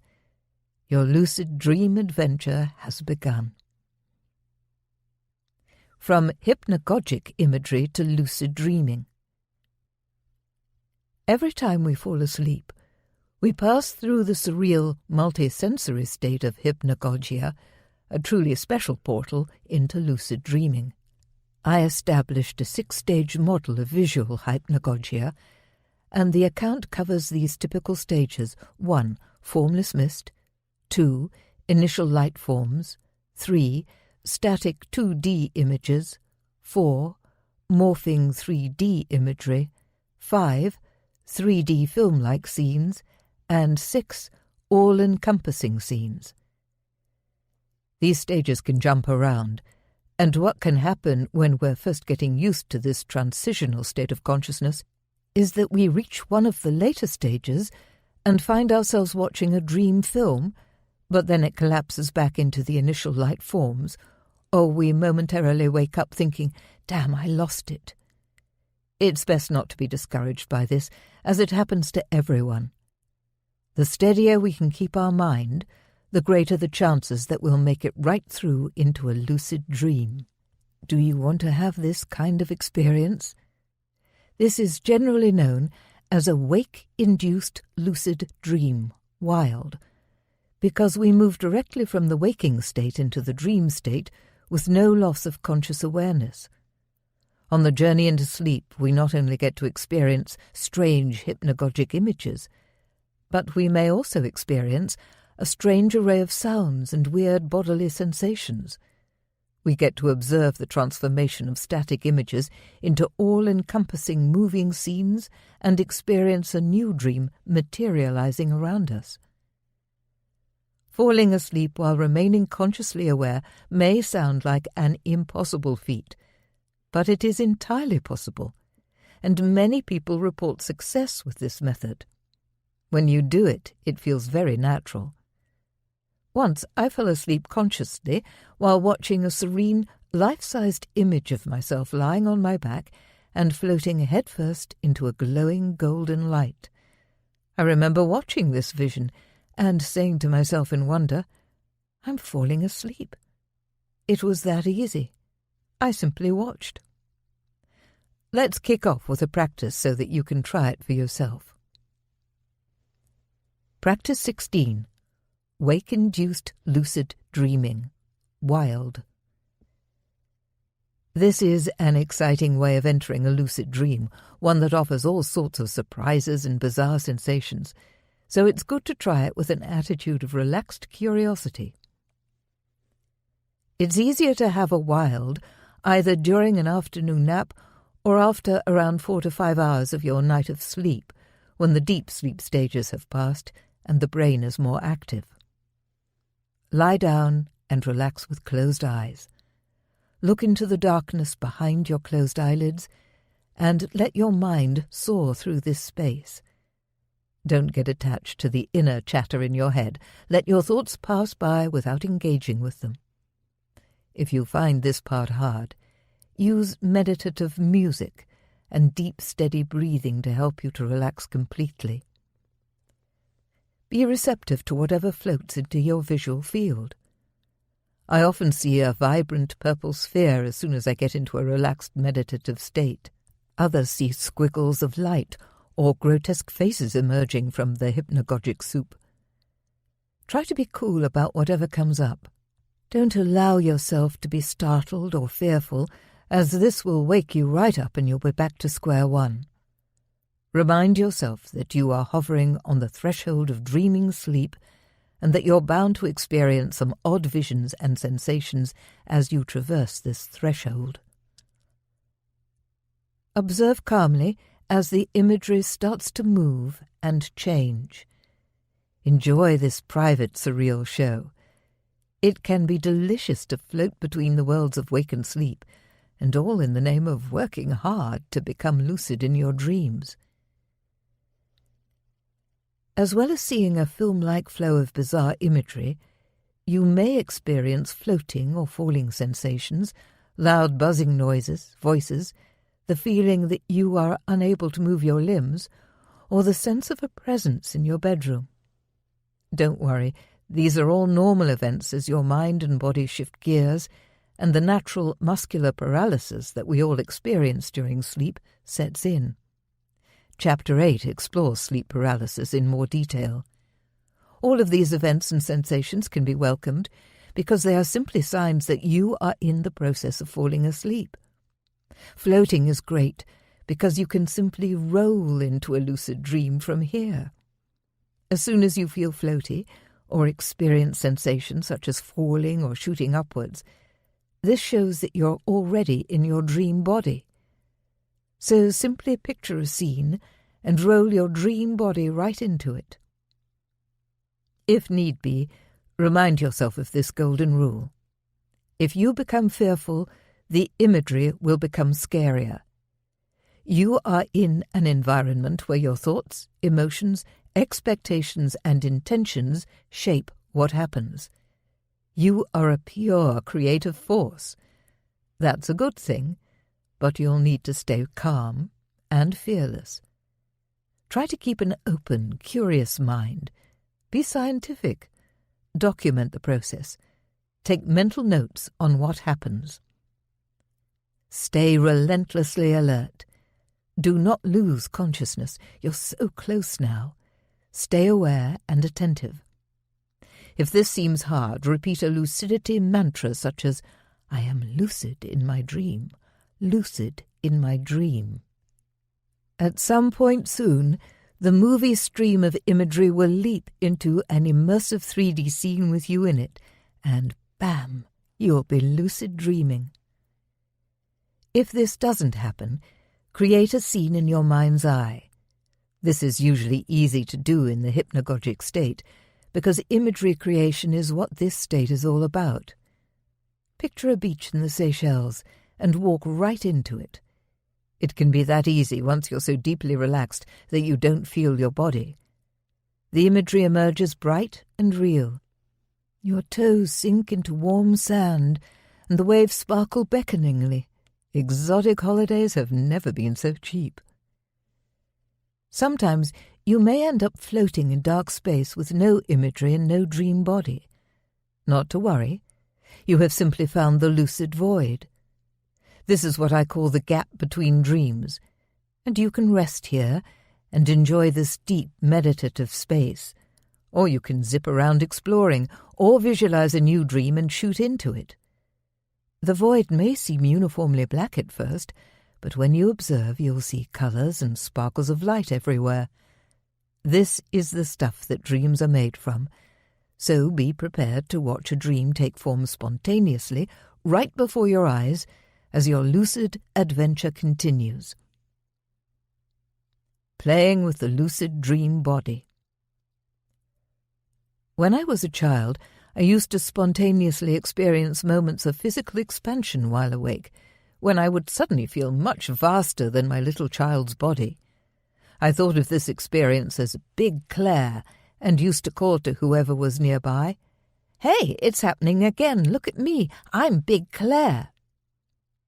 They would glance at me unimpressed, as I still looked the same size to them. I realized it was my inner perception that had changed, but it felt so real that it struck me as odd that I looked the same when it happened. Exciting, though. I looked forward to those episodes, which reminded me of the sensations I experienced in the dreams I thought of as special. During that time of my life, aged between 7 and 11, I was journeying regularly out of my bedroom at night in lucid experiences where I would fly over the house and explore the garden and surrounding fields. I remember how utterly magical it felt to be in a body so light it could hover and fly. All I had to do was think myself in a particular direction. Every night we transition into a different body, our dream body. That body might look and feel more or less like our own, although happily it tends to lose all the usual aches and pains and is lighter and more flexible. Or it might be the body of an animal we become in the dream. In some dreams we are somebody else. We become our best friend, or ourselves at a younger age. The dream body is a remarkable flexible extension of consciousness. When we become lucid in our dreams, we can play with the dream body and do the most marvelous things. In waking life, we may be lying in a hospital bed, yet we can still dance with incredible energy and grace in our lucid dreams. In this way, we connect with the energy of a healthy, toned physical body, and this can be a healing experience. The dream body is our ally and asset. Anything is possible. I have performed delicious floaty backflips in mid-air in lucid dreams, and turned myself into animals, birds and objects, such as bouncy balls or stars. I have been male and female, old and young. I have used my dream body to fly, float, and dive through walls, mirrors, and doors. In my dream body, I can shoot up to the moon like an arrow, or become multiple people simultaneously. I have purposefully made my dream body disappear, atom by atom. We can choose to discard the dream body completely and become a floating point of conscious awareness, or dissolve into the dream air. When we mentally practice shape-shifting while awake but relaxed, we forge a trail to make this easier to achieve during a lucid dream. The following practice shows how. Practice 17. Shape-shifting. I'd recommend this wonderfully creative practice not only for lucid dreaming induction, but for any time in your life when you experience a creative block. Shape-shifting teaches us mental flexibility and heightens our ability to get inspired. Lie down, close your eyes and relax by taking a deep breath. Imagine all the tension flowing from your body when you exhale. Do this for several breaths until you feel your limbs grow heavy. In your mind's eye, play imaginatively with your body. Can you stretch as tall as the ceiling? Can you shrink down to the size of a hedgehog or expand to gigantic proportions? Can you inhabit the body you had as a child? How does it feel to be this size again? In your imagination, practice the arts of invisibility, weightlessness, and shape-shifting. Become the wind, or a cloud floating free, or an eagle soaring over an alien landscape. Become a raindrop that falls into a rushing river and flows into the ocean. Become a grain of sand, a lollipop, a sports car, or a racehorse. There are no limits, and you can have such fun with this. Although on reflection, being a lollipop might not be so great. Becoming an oak tree might be more relaxing than having someone bite your head off. Identify the moment you can't feel your body anymore. Do this every night so that it becomes a habit.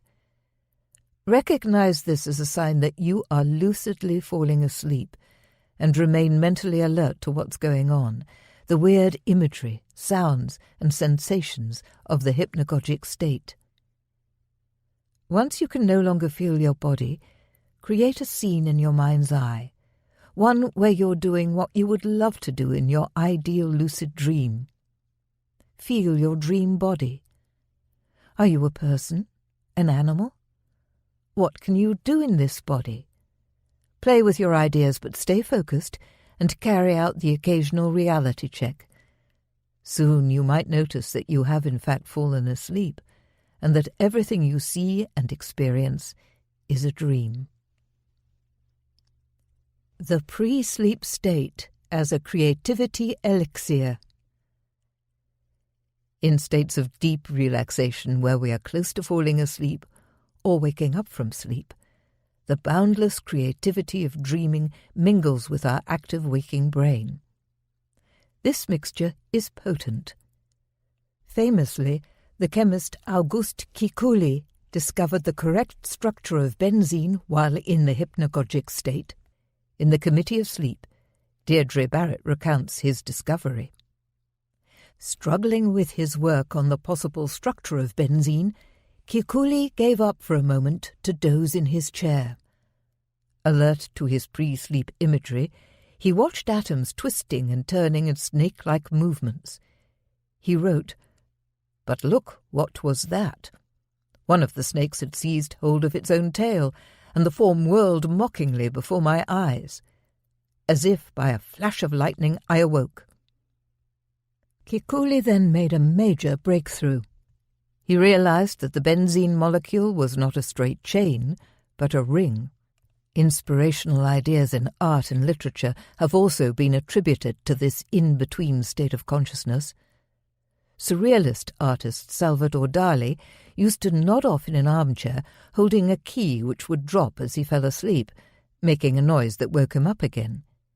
He did this to capture bizarre hypnagogic imagery as inspiration for his paintings. The good news is you can access this creative state every time you fall asleep or wake up, and if you become lucid in a dream, you enjoy the same mix of dream creativity and an alert brain. You can ask how to solve a specific problem, or invite ideas for original artwork. And you may find that the response is astonishingly spot on. Practice 18. Surfing on the edge of sleep. Let's look at how to hover at the gateway of pre-sleep imagery without going through it unless we consciously choose to. It's an excellent lucidity practice to learn the art of staying mentally alert while our body floats on the cusp of sleep.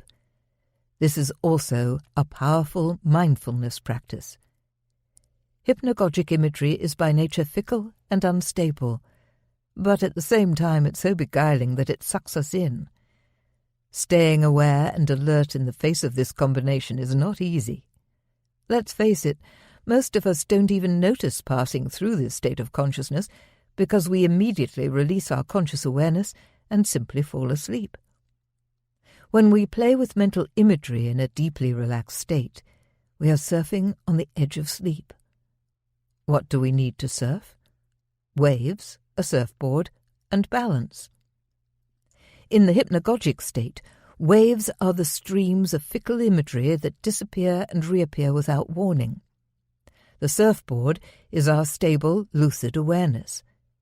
But no matter the quality of the board, we won't be able to surf unless we can stand up on our board and keep our balance. That takes practice, along with the understanding that we'll fall off our board plenty of times before we master the art of surfing. But no practice is wasted, so you can be pleased with yourself every time you try this exercise. Lie down somewhere not too comfortable, like a yoga mat, not in your bed. Adopt the corpse pose, or shavasana, a yoga pose where you lie on your back, legs outstretched and slightly apart, arms slightly away from your body, palms facing up. Close your eyes. Carry out a progressive relaxation. While breathing slowly and deeply, take your attention to your left foot and consciously relax it by flexing the toes and the sole and then releasing.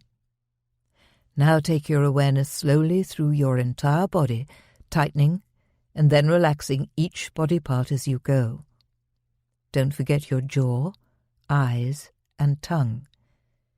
Feel your body sinking more deeply into the ground and your breath falling into a natural rhythm. Pick a dream you had, one that speaks to you emotionally. Bring this dream vividly into your mind's eye and allow the imagery to move and change. Imagine you are lucid in this dream. What do you do next? After a time, you'll notice hypnagogic imagery emerging and your mind starting to drift. This is your signal to get more alert. Drifting means you're in stage 1 sleep. Every time you feel yourself drifting off, pull yourself back and concentrate on the imagery again. Make sure you are in control. Keep yourself surfing close to the outer edges of sleep, but don't let the waves carry you right in. Bite your tongue lightly to bring you back, or even open your eyes just for a second if you are falling too deep. If you want to benefit from the creativity of this state, now is a good time to throw some thoughts about a current project into the mix, or daydream about an artwork you'd like to create. Stay easy and relaxed. Don't force a thing. Open-ended questions that invite creative responses are good. Which colours and shapes could I work with next? Or, what direction might my theatre project evolve in? How can I solve the communication problem with angry Gavin from work? Identify that precious moment when you can't feel your body anymore. Stay lucid and alert, balancing lightly between states of consciousness. This is beautiful lucidity practice. Well done for getting this far.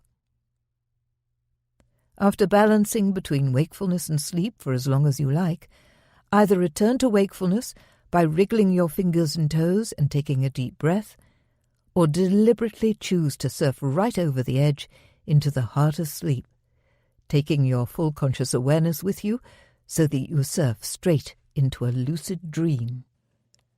Transitions into the waking state, false awakenings, and hypnopompic imagery. Although this chapter focuses on the entry point of sleep, I'd like to mention two experiences that happen as we transition from dreaming to waking up. The first is the incredibly disorienting event known as a false awakening. Have you ever had this? It happens when we wake up, get out of bed, brush our teeth, shower, get dressed, and then suddenly we wake up for real and discover that we're still lying in bed. Deeply confused, we realized we dreamed all those actions and now have to get up and go through them all again. It's amazing how neatly the brain can trick us. Sometimes false awakenings can happen several times in a row, so that we no longer know if we're waking or dreaming. This is actually a great opportunity to get lucid, so always do a reality check, such as trying to hover off the ground, and remember that if you suspect this is a false awakening, then it very likely is one. This means you are dreaming and can lucidly explore. The other experience that can happen as we wake up is hypnopompic imagery. This can seem identical to the pre-sleep hypnagogic state, but there are also many reports of imagery manifesting in the dreamer's bedroom and lingering there even after the dreamer feels fully awake, so that this state can seem closer to a waking vision than inner imagery. Again, it is a lucid state, so hold on to your awareness and observe the imagery or visions calmly, fearlessly, and with kindness in your heart. See Chapter 8 for how to react to frightening imagery. If you view these sleep exit states as further chances to get lucid and discover more about the weird and wonderful world of dreams, you'll be on the right track. Core skills to increase intent. Let's look at some other good ways of inviting lucid dreaming into our life by practicing core skills to build our intent to get lucid and by paying more attention to our physical body. Practice 19. Sleep under the stars, or at least in a different room. When we sleep elsewhere, we tend to sleep more lightly, with more frequent awakenings. The sounds and scents are different. The lighting is not what we're used to. The mattress is lumpier than our own, the duvet warmer. For heavy sleepers, spending a night on the sofa or pitching a tent in the garden could result in a greater likelihood of getting lucid, especially if we create a solid intent to wake up in our dreams that night. Alternatively, stay in your own bed, but try going to sleep sitting up, or prop yourself up with extra pillows under your head or feet to prompt you into lucidity during the night. It could also be helpful to adjust the light levels in your bedroom so that it's a little brighter than what you're used to. Of course, any technique that disrupts your sleep should be practiced with caution, and not every night, because sleep is essential for our good health, so go easy on this one. I know some people who have a lucid dreaming nest in their home that they sleep in when they plan to have a night of lucid dreaming.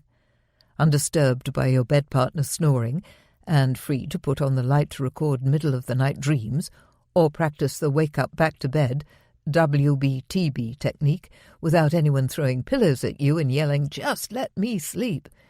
This can be an effective practice for creating a rock-solid intent to getting lucid.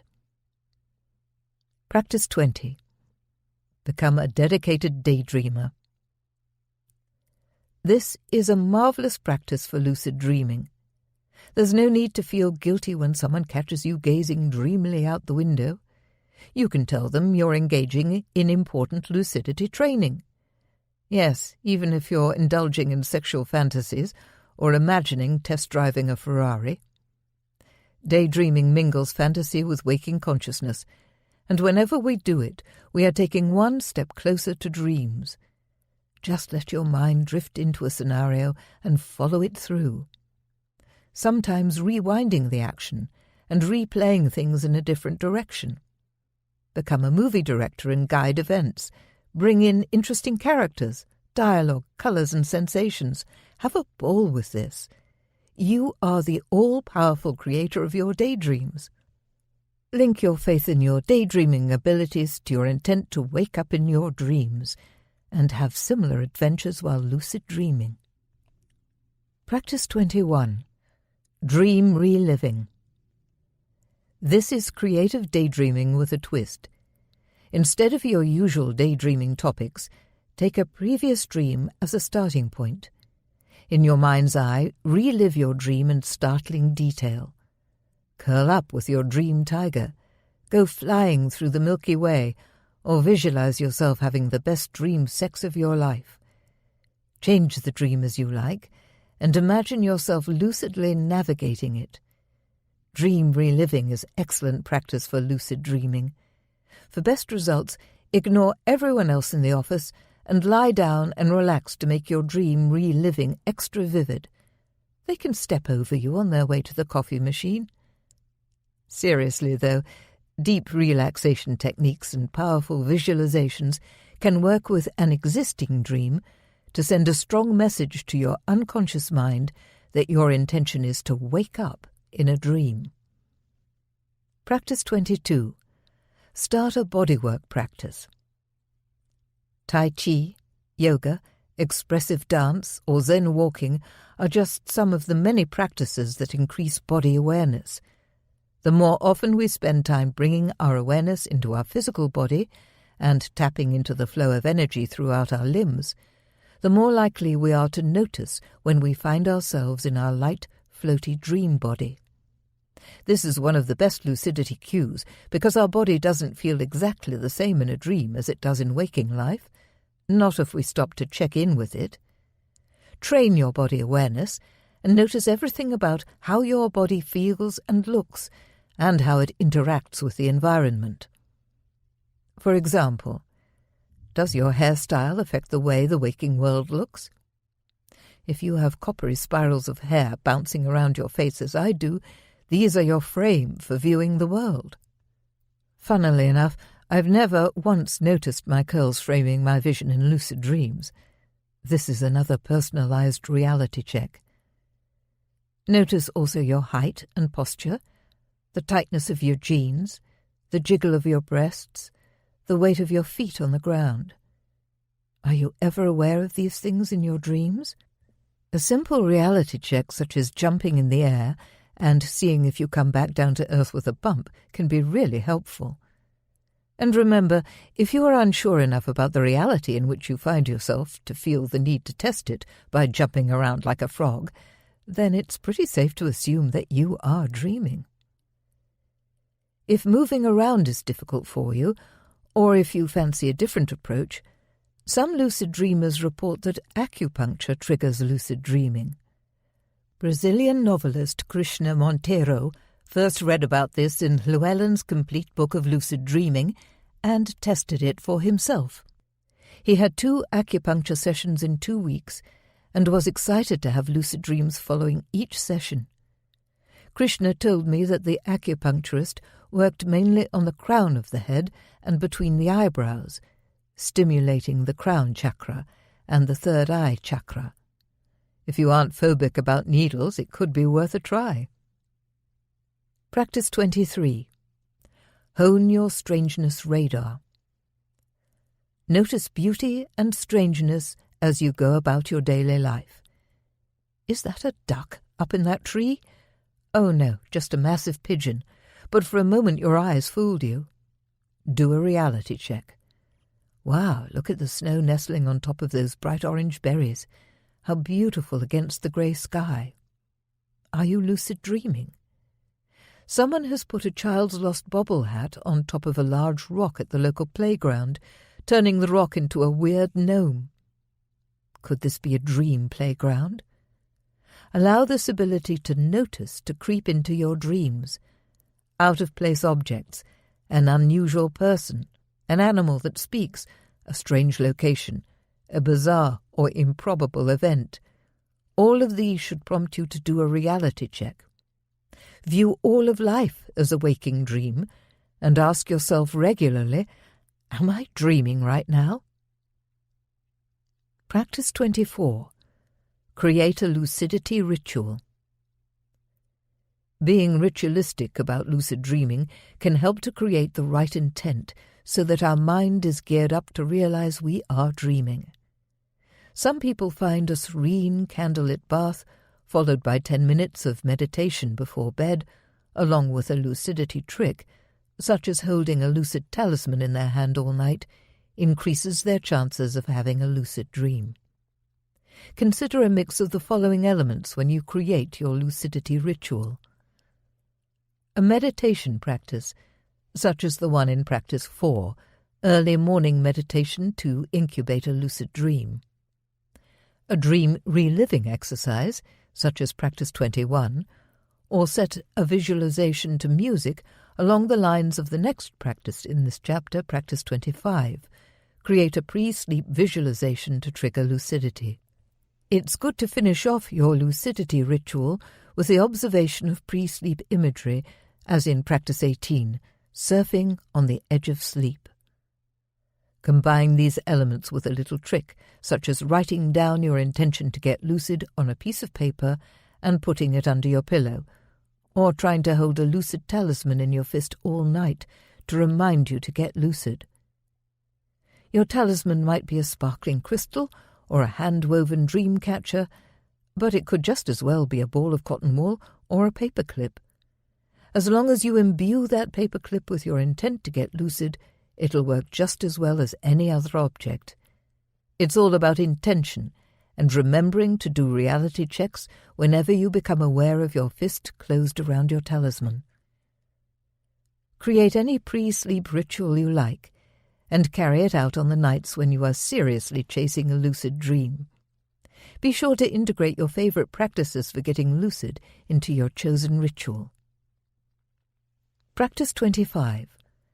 Create a pre-sleep visualization to trigger lucidity. You can easily create your own effective, highly personal pre-sleep visualization to trigger lucidity. This is also a great way of reconnecting with dream energy before you go to sleep. It works best with a positive dream. However, you could also choose a dream that you'd like to change and imagine yourself lucidly guiding it to a more satisfying conclusion before writing down your new recreated dream. There are many tips on doing this in Chapter 8 on nightmares. Choose a vivid dream, one that left you with a strong impression. Sit with closed eyes and mentally re-enter your dream. Conjure it up in bright detail and feel the emotions you felt at the time. Imagine yourself becoming lucid in this dream and imaginatively play out what you do next. When you have been through the whole dream and feel thoroughly connected with your own dream energy and happy with how events play out, write down your visualization. Use the first-person present tense. I am dancing barefoot on a giant steel drum, creating deep sounds with my feet. Insert as much detail as possible and use your senses to bring the dream to life with scents, colours, sensations, emotions, tastes and sounds. You are now the owner of a personalised lucid dream-triggering visualization. Keep it by your bed, and whenever you want to get lucid, read it before turning out the light at bedtime. Alternatively, a good way to work with this visualization is to record it on your phone, then get comfy in bed and listen to it. You can further customize it by adding a general relaxation at the start and repeating your chosen lucid dreaming mantra at the end. Just remember to speak slowly in a soporific tone of voice and leave plenty of pauses so there is time to create a vivid mental picture of the dream. Get cozy and relax. Allow your thoughts to settle. When you're ready, dive into your visualized dream. Luxuriate in it, knowing that connecting to your dream energy in this way will help you to get lucid in your dreams. Repeat a mantra to yourself as you fall asleep, such as, "Tonight I wake up in my dreams," or "I am lucid, I am lucid." Change the dream in your visualization script regularly for variation and to keep the exercise fresh. A lucid dream triggering visualization. Here's an example of a visualization based on a powerful dream I had in 2018. You're welcome to borrow it if you like it, or get a friend to read it to you while you drop off to sleep. Your whole body feels deeply relaxed. Your mind grows calm and still. As you lie comfortably, feeling very calm and relaxed, you see a scene forming in your mind's eye, and you realize that this is your dream coming to you.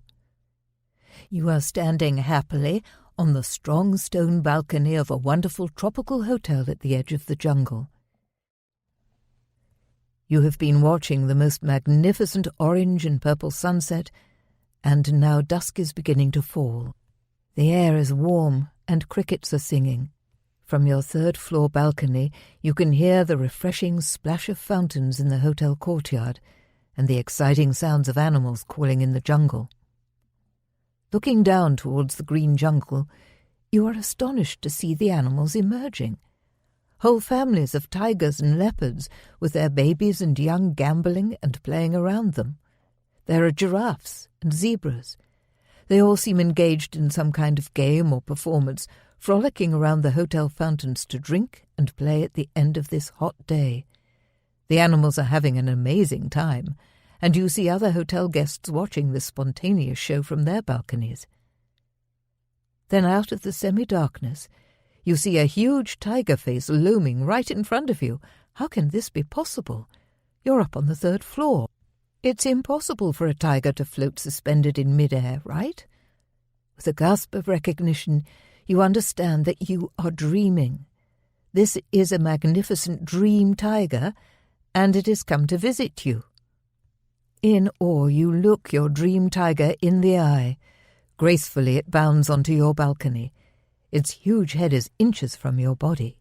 You can see each one of its whiskers and the glow of its wise amber eyes. You know it means you no harm. It's as if it wants to offer you its power, strength, and protection. It wants to be your friend. Laughing in delight, you find yourself floating up into the air. "I'm dreaming this," you say in wonder. Your beautiful dream tiger levitates with you, and you get the strong feeling that you have known each other forever. It's like meeting part of your own soul. Together you turn slow somersaults high above the jungle as the stars begin to come out one by one. As you play in the sky with your tiger, you repeat to yourself over and over with perfect lucidity, "I am dreaming. This is a dream. I am dreaming. This is a dream."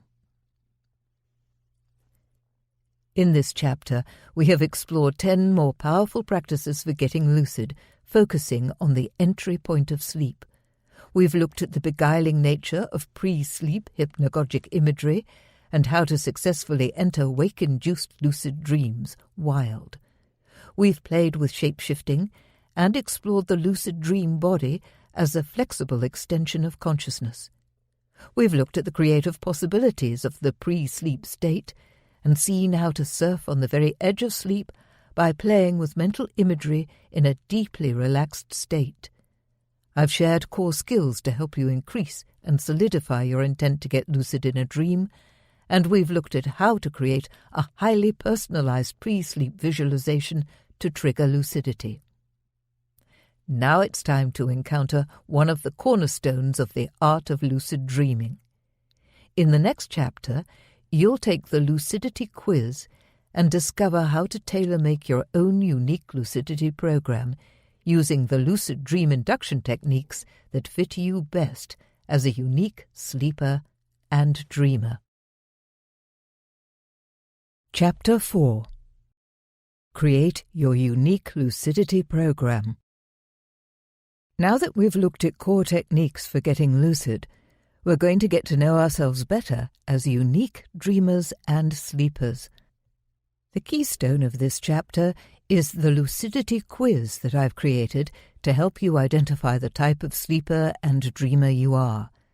Based on your quiz results, I'll show you how to identify your best personal lucid dreaming techniques so you can custom-make your own powerful, unique lucidity program and fast-track yourself to the lucid dream life of your choice.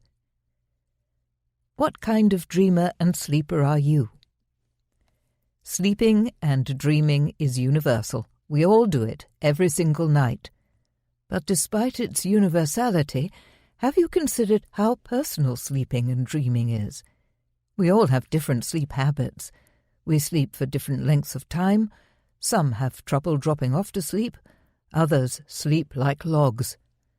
Some people tell me they never remember their dreams, a sad but treatable state of affairs, while others say their dreams come at them like machine gun fire as soon as they close their eyes, and they ask me how they can get their dreams to calm down.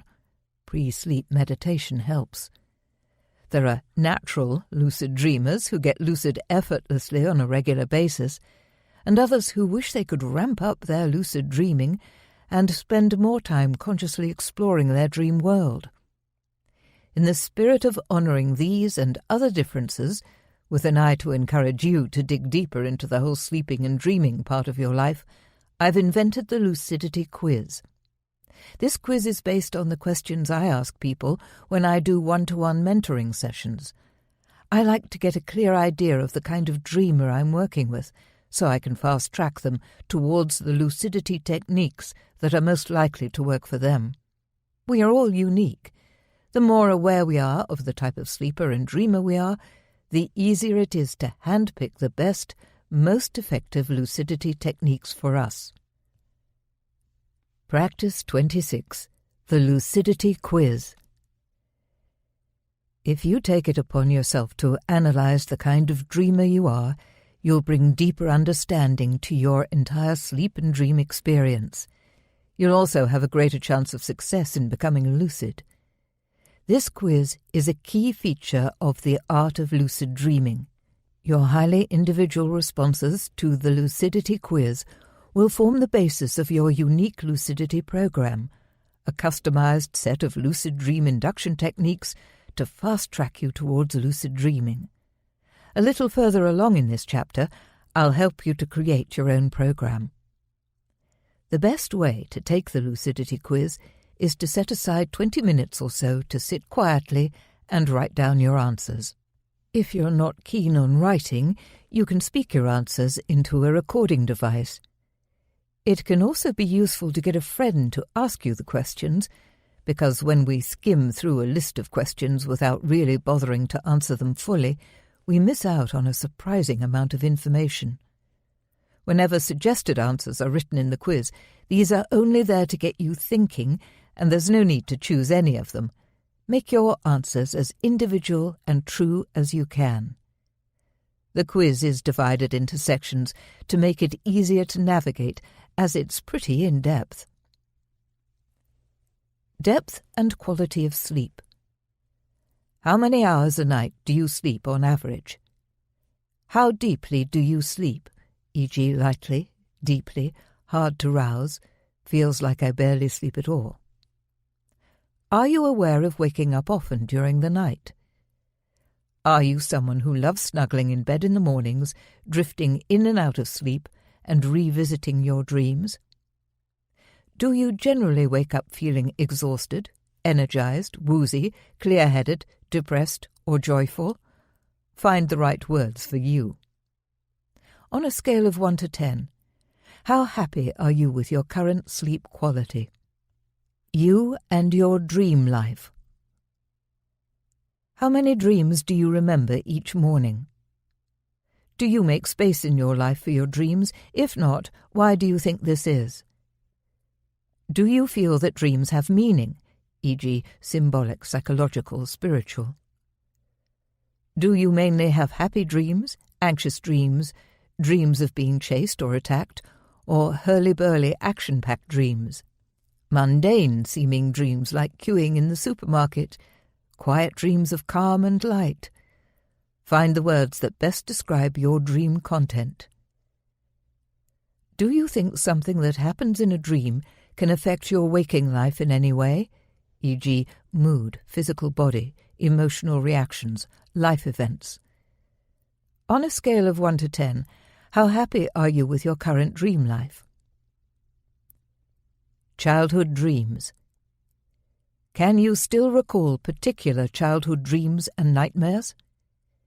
Did you grow up in a family supportive of dreams? Think back to how your parents or teachers responded when you shared dreams or nightmares as a child.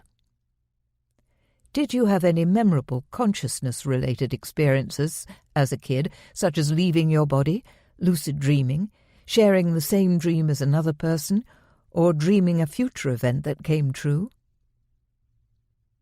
Imagination and visual thinking. Would you consider your imagination to be A, wild, free and unstoppable, B, vivid and inventive, C, average, D, you don't consider yourself an imaginative person? If someone leads you through a guided meditation or imaginative journey, is it easy for you to follow this, and does your mind produce accompanying visuals, or is it more like just listening and not seeing anything? What kind of waking daydreams and fantasies do you indulge in, if any? Are your daydreams similar to the kinds of dreams you have at night? If you close your eyes right now and visualize an apple, how clearly do you see it? Would you describe yourself as artistic? Nightmares. Do you have nightmares? A, never. B, only as a child, never now. C, rarely. D, at least 6 times a year. E, monthly. F, weekly. G, nightly. How high is the anxiety level in your nightmares? A, relatively low. B, high. C, unbearable. D, I'm scared to go to sleep because my nightmares are so terrifying. Do you have any scary pre-sleep imagery or frightening lucid experiences where you feel consciously aware but are unable to wake yourself up? Insomnia and sleep disturbances. Do you suffer from insomnia, defined as lengthy periods of sleeplessness or an inability to fall asleep? Do you sleepwalk, sleep talk, act out your dreams, experience sleep terrors where you scream and thrash and generally don't recall anything afterwards, or experience sleep paralysis where you feel locked in your body and unable to wake up? If you experience periods of sleeplessness during the night, do you find this irritating and debilitating, or do you welcome this as a time for creative thinking and fantasy? Do you often feel sleepy during the day? Depression and anxiety. Have you ever experienced periods of anxiety or depression? Do you ever cry or feel depressed and worried in your dreams, or wake up suddenly in the night feeling anxious? Are you currently taking medication for anxiety or depression? Medications can have a strong effect on dreams, repressing or activating them. Awareness. What is your most usual level of awareness in your dreams? A, regular lucid dreams with stable lucidity. B, occasional lucid dreams, some difficulty staying lucid for long.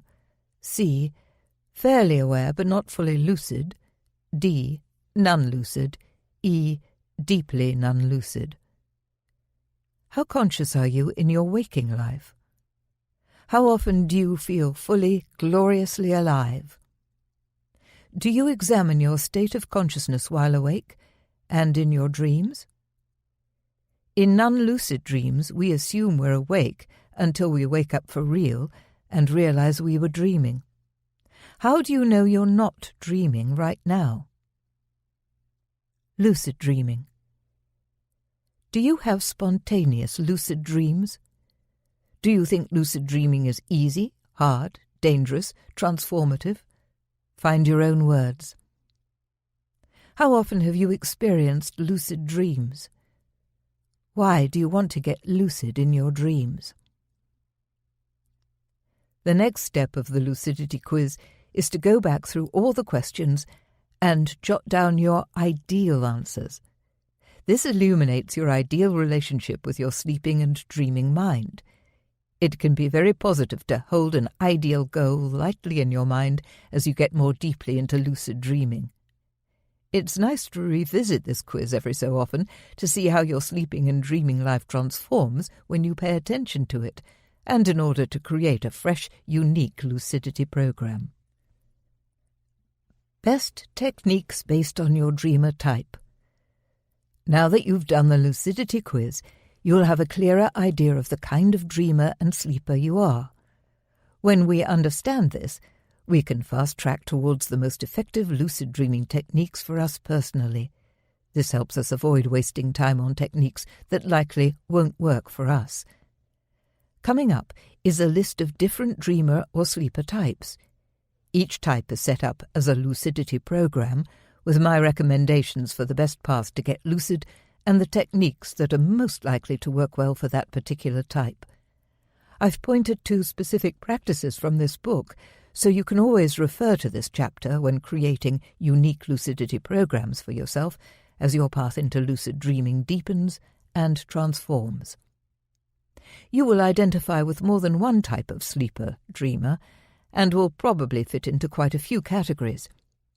Go through the list and choose from the 15 different types.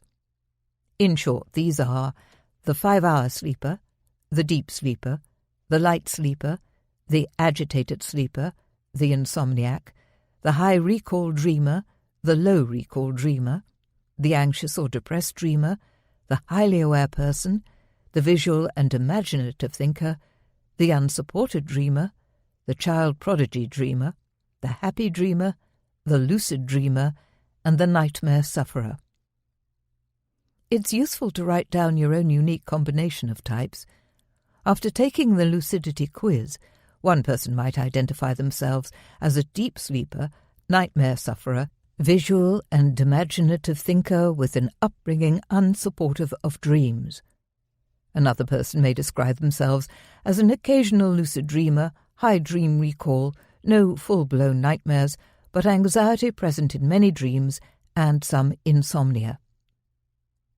There are a large number of possible combinations of sleeper and dreamer types, and not enough space in this book to write a program for every single combination. Instead, what I've done is provide you with 3 examples of unique lucidity programs for common combinations of sleeper-dreamer types, so you get the idea and can then create your own.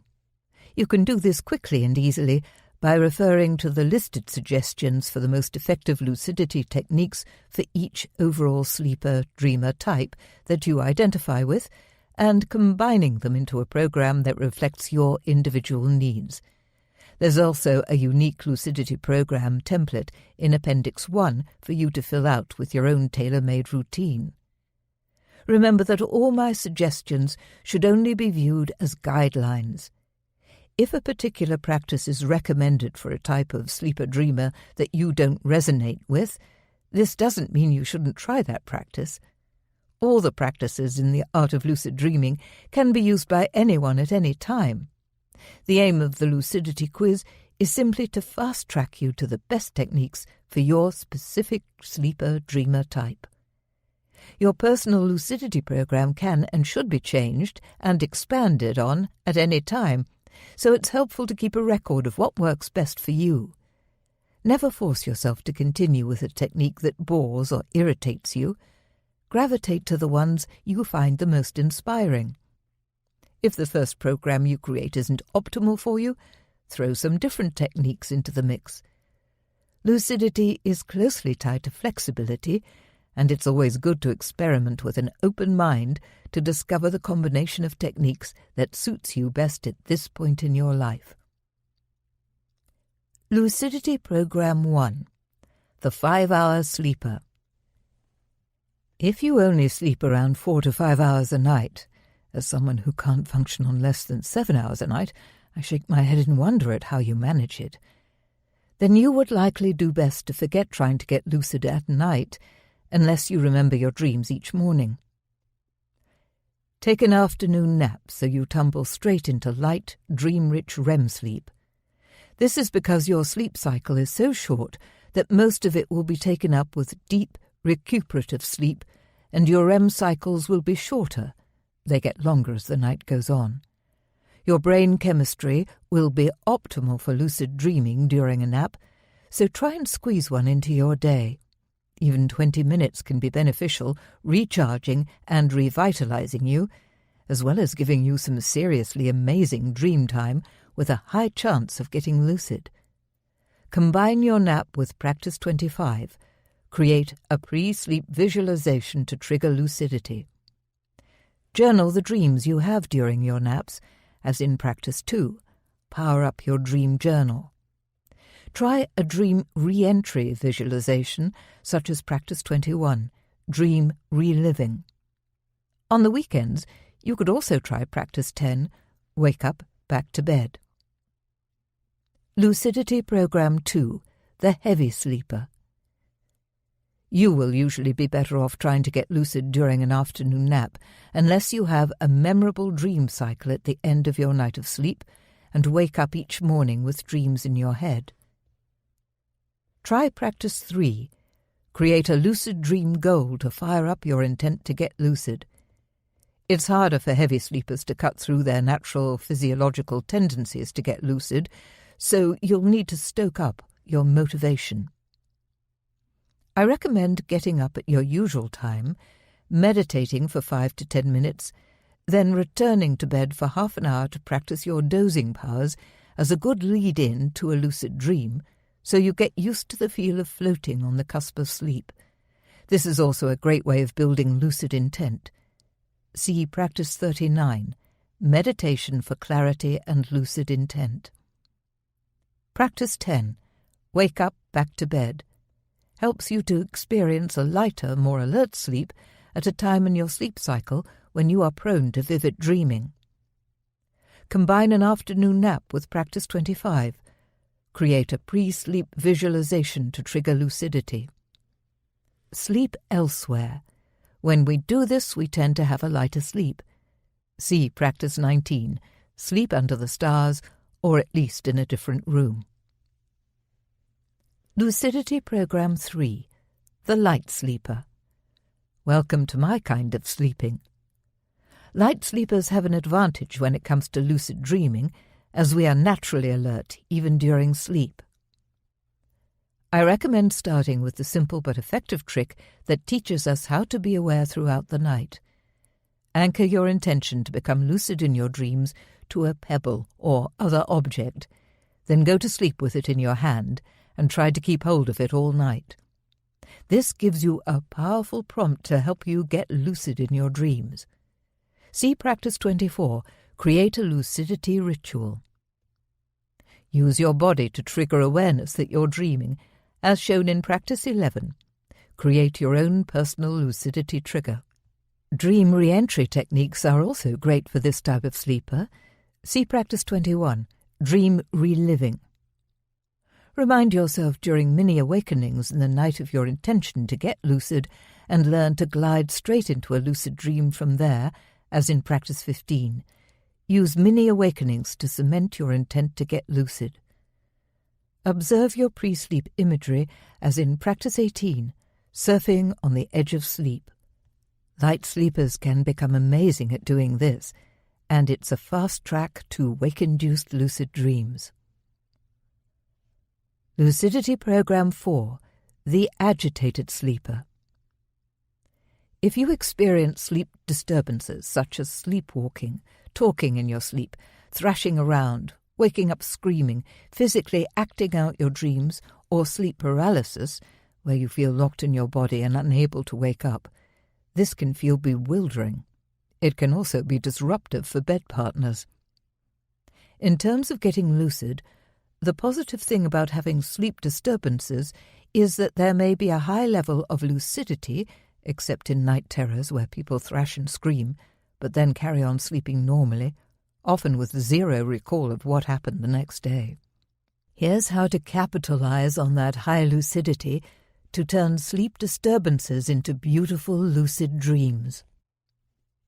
When awake, whenever you experience any negative feelings such as fear, distress or panic, do a reality check to see if you are dreaming. This will help you to use negative feelings as a lucidity trigger when they happen at night. Revisit Practice 5, the 5 most effective reality checks. Practice 58, Sleep Paralysis Tricks, will help you use this state as a springboard into lucid dreaming. In sleep paralysis, the bonus is that you are already lucid. You just need to enable a lucid dream to form around you. Practice 38, the lucid writing technique, and Practice 54, changing a nightmare with lucid writing, both enable you to practice changing negative sleep paralysis experiences into fearless, lucid adventures.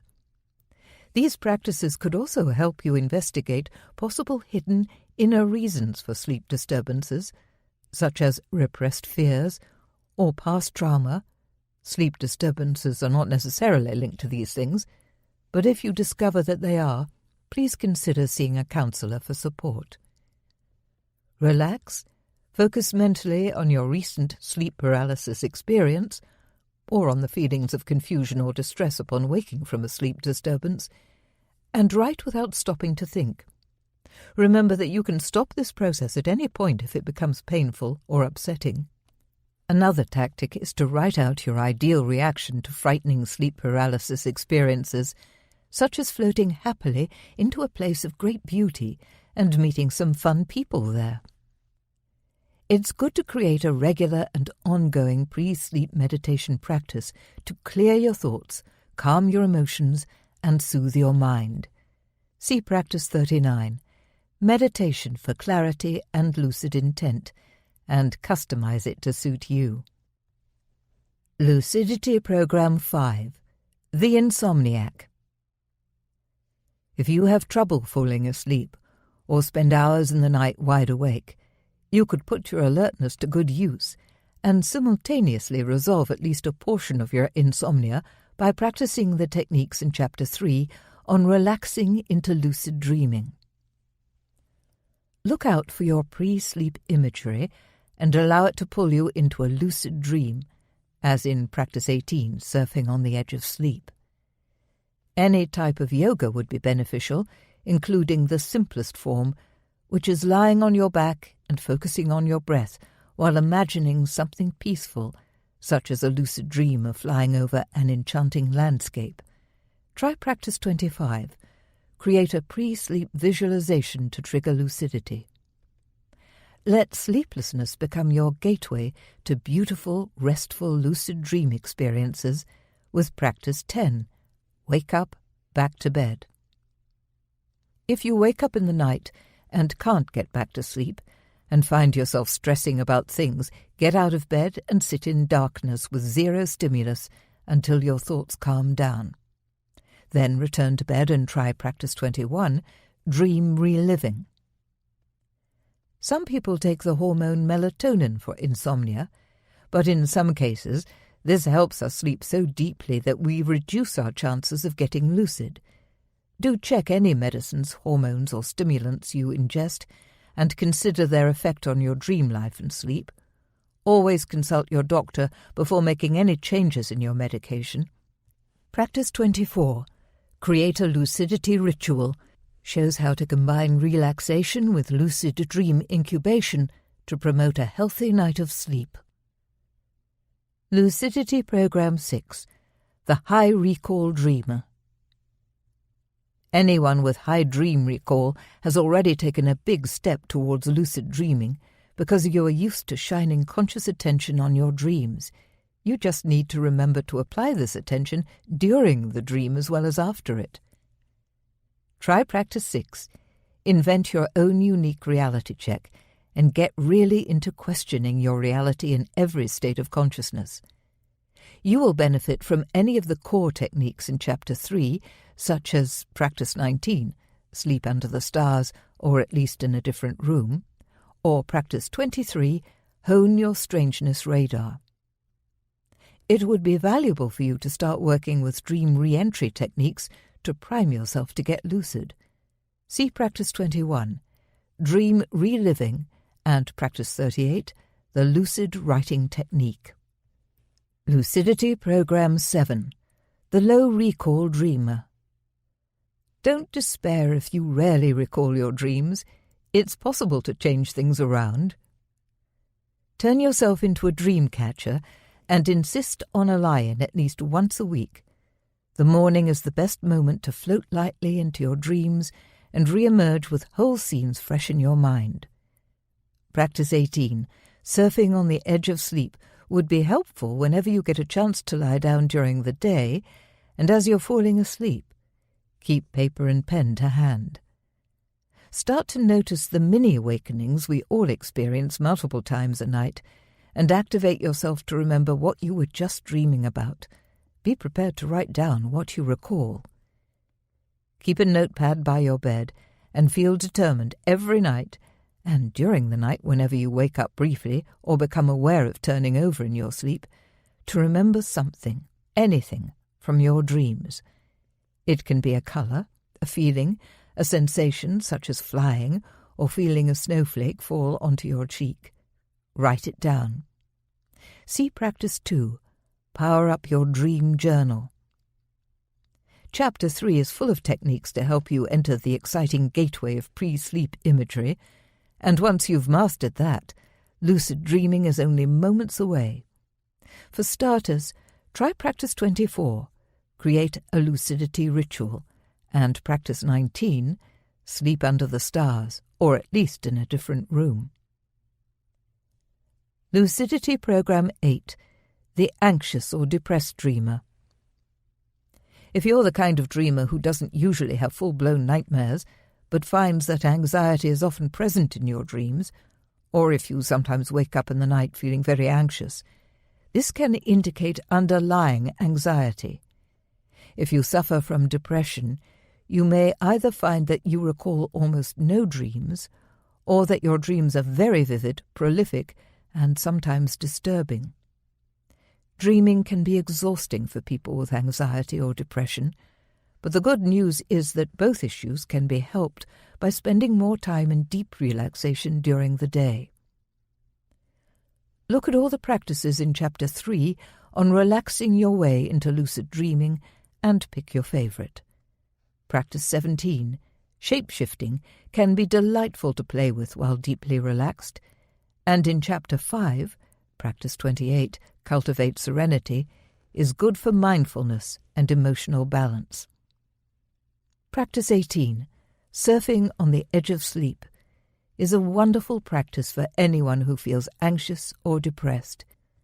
See if you can find the sweet spot where you can't feel your body any longer and feel completely warm, well, and content. Practice 56, 10 Nightmare Options for Use in Lucid Imaging and Lucid Dreaming, is a useful reminder of how we can change our reality and replay our inner movie in healing ways. Practice 57. Anxiety, unease, and fear as lucidity triggers can be good for getting you lucid. Be sure to listen to Chapter 7 on guiding dreams and also the nightmare chapter before you start using this trigger so you can calmly guide your lucid dream into a healing scenario or change it to experience anything you want. I hear from people who tell me their anxiety medicine makes their dreams go crazy, not necessarily in a good way. Some tell me a particular antidepressant caused them to have zero dream recall. It's good to pay attention to any medicines you're taking and be aware of the effect they may have on your dreams. Always consult your doctor before making any changes in your medication. Take good care of yourself and send yourself love whenever you can. Lucidity Program 9, The Highly Aware Person. If you already have a high level of mental alertness in waking life and in dreams, and if you regularly assess your current state of consciousness, your inquiring mind and clarity of thought will be of great help in getting lucid in your dreams. Practice 7. Use your memory to get lucid, along with Practice 9, the mild technique, are useful for highly aware people, especially those who like to take a scientific approach to lucid dreaming. Experiment with different versions of these practices and create your own specific memory jogs to discover the fastest way to remind you to assess your state of consciousness while in the dream state. Practice 6, Invent Your Own Unique Reality Check, will be helpful to you for the same reason. Another lovely way of becoming adept at bringing high alertness into a semi-dreaming state is to practice the art of daydreaming. See Practice 20, Become a Dedicated Daydreamer. You may find it easy to enlist the help of dream people and animals to wake you up in your dreams, because your own high mental alertness will permeate your dreams. Try Practice 31, Get Dream Figures on Your Side. Also, explore Practice 52, How Conscious Are Your Dream Figures? Lucidity Program 10, The Visual and Imaginative Thinker. Your dreams are not buried deeply beneath your waking self. They flow right under the surface of your waking imagination. People who are visual thinkers, the Apple test from the quiz is a quick way of checking if this means you, are likely to do especially well working with lucid dream induction visualizations and dream re-entries. Chapter 3 explores these. It could be helpful for you to take Practice 36, talk to dream people, objects and animals, and rehearse conversations with dream figures in your imagination before trying it in your dreams. When we mentally rehearse an action using visual imagery to reinforce it, we send a strong message to our unconscious mind that it can and will be done. Practice 25. Create a pre-sleep visualization to trigger lucidity will be a fun technique for you to get creative with, as will Practice 17, Shape-Shifting. Practice 40, Musical Trance, could be especially magical for visual thinkers. You can draw on your visualization skills to induce an out-of-body experience if you want to explore this. See Practice 65, How to Trigger an Out-of-Body Experience from a Lucid Dream and from Waking. Any of the practices that involve lucid imaging should work well for you. Try Practice 50, A Guide to Successful Lucid Dream Sex, or play with Practice 55, The Lucid Imaging Nightmare Solution. Lucidity Program 11, The Unsupported Dreamer. If your early home life was not supportive of dreams, or actively against dreams, with adults or other authority figures telling you, dreams are nonsense, they aren't real, they're a waste of time, don't bore me with your dreams, you may need to work harder than others to create new beliefs about the value of dreams.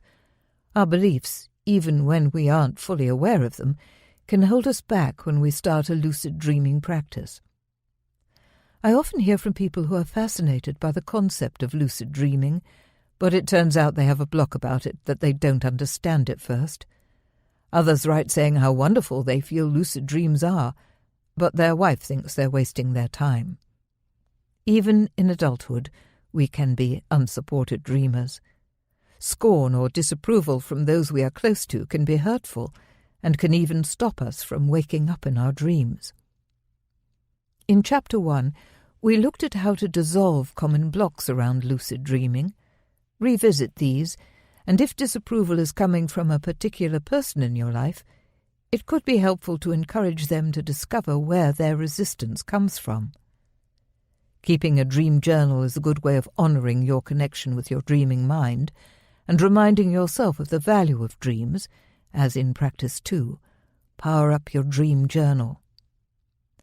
Practice 49, Test Your Belief System, could give you greater insight into any deeply rooted ideas you carry about lucid dreaming. Become part of a dreaming community. This is such a powerful and rewarding way of feeling connected to other lucid dreamers, and this supportive environment can really spark lucid dreaming. Join an online lucid dreaming forum or a Facebook group. Find out about dream groups or workshops in your area, or come on one of my lucid dreaming ocean retreats.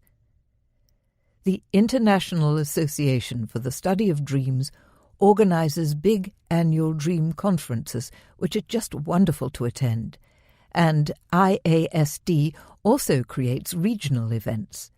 Reach out for support and community, and you'll no longer be an unsupported dreamer. Lucidity Program 12, The Child Prodigy Dreamer.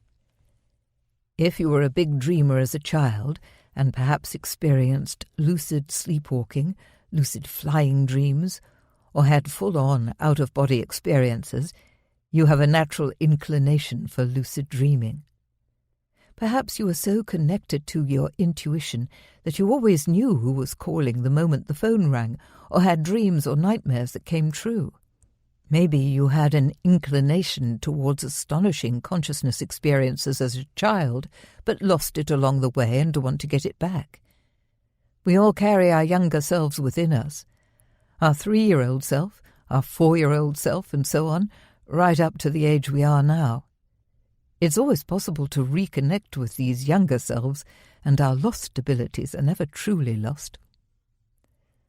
Find ways back into your child self.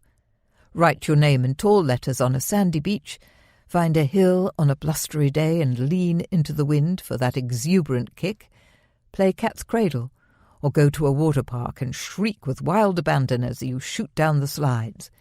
Go to sleep with an object, scent, or photograph that reminds you of your childhood. Try practice 17, shape-shifting, and imaginatively inhabit the body and mind of your child self. Go on an adventure. Rediscover your sense of wonder and reclaim the amazing abilities you possessed. Use practice 38, the lucid writing technique, to reconnect with your child self. In a light trance, summon a mental image of yourself at a young age, then begin your writing with, "I am 5 years old," and let the voice of your child self tell you stories about how it feels to be that age. What's important, what's upsetting, what scares you, and what sets you free. Take your child self on a fabulous flight of the imagination with Practice 51, a guide to flying in lucid dreams. Lucidity Program 13, The Happy Dreamer. If you're someone who feels hugely content with your dream life, that's fantastic. If it feels the only thing that's missing is more lucid dreams, it may be good to shake things up a little. Sometimes, shaking up our routine can help a happy dreamer to snap into lucidity. Try sleeping elsewhere, in a tent in the garden, or on your yoga mat in the kitchen. Unfamiliar sleeping environments can trigger lucidity in the coziest of dreamers. See Practice 19, Sleep Under the Stars, or at least in a different room. Modify your dream content with a pre-bed movie. Only do this if you think it would be fun, but something to try might be to watch a high-drama soap opera before bed, or even a thriller. This is to encourage different dream content that night.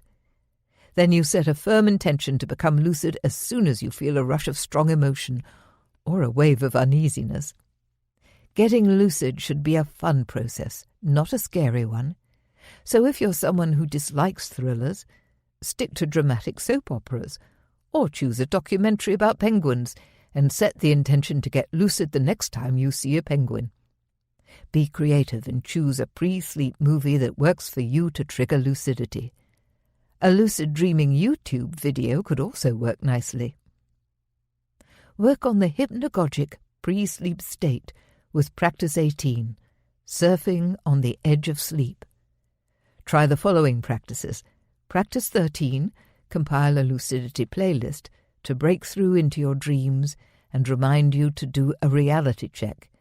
And Practice 14, the stuck arm technique, to draw you directly into a lucid dream. Lucidity Program 14, The Lucid Dreamer.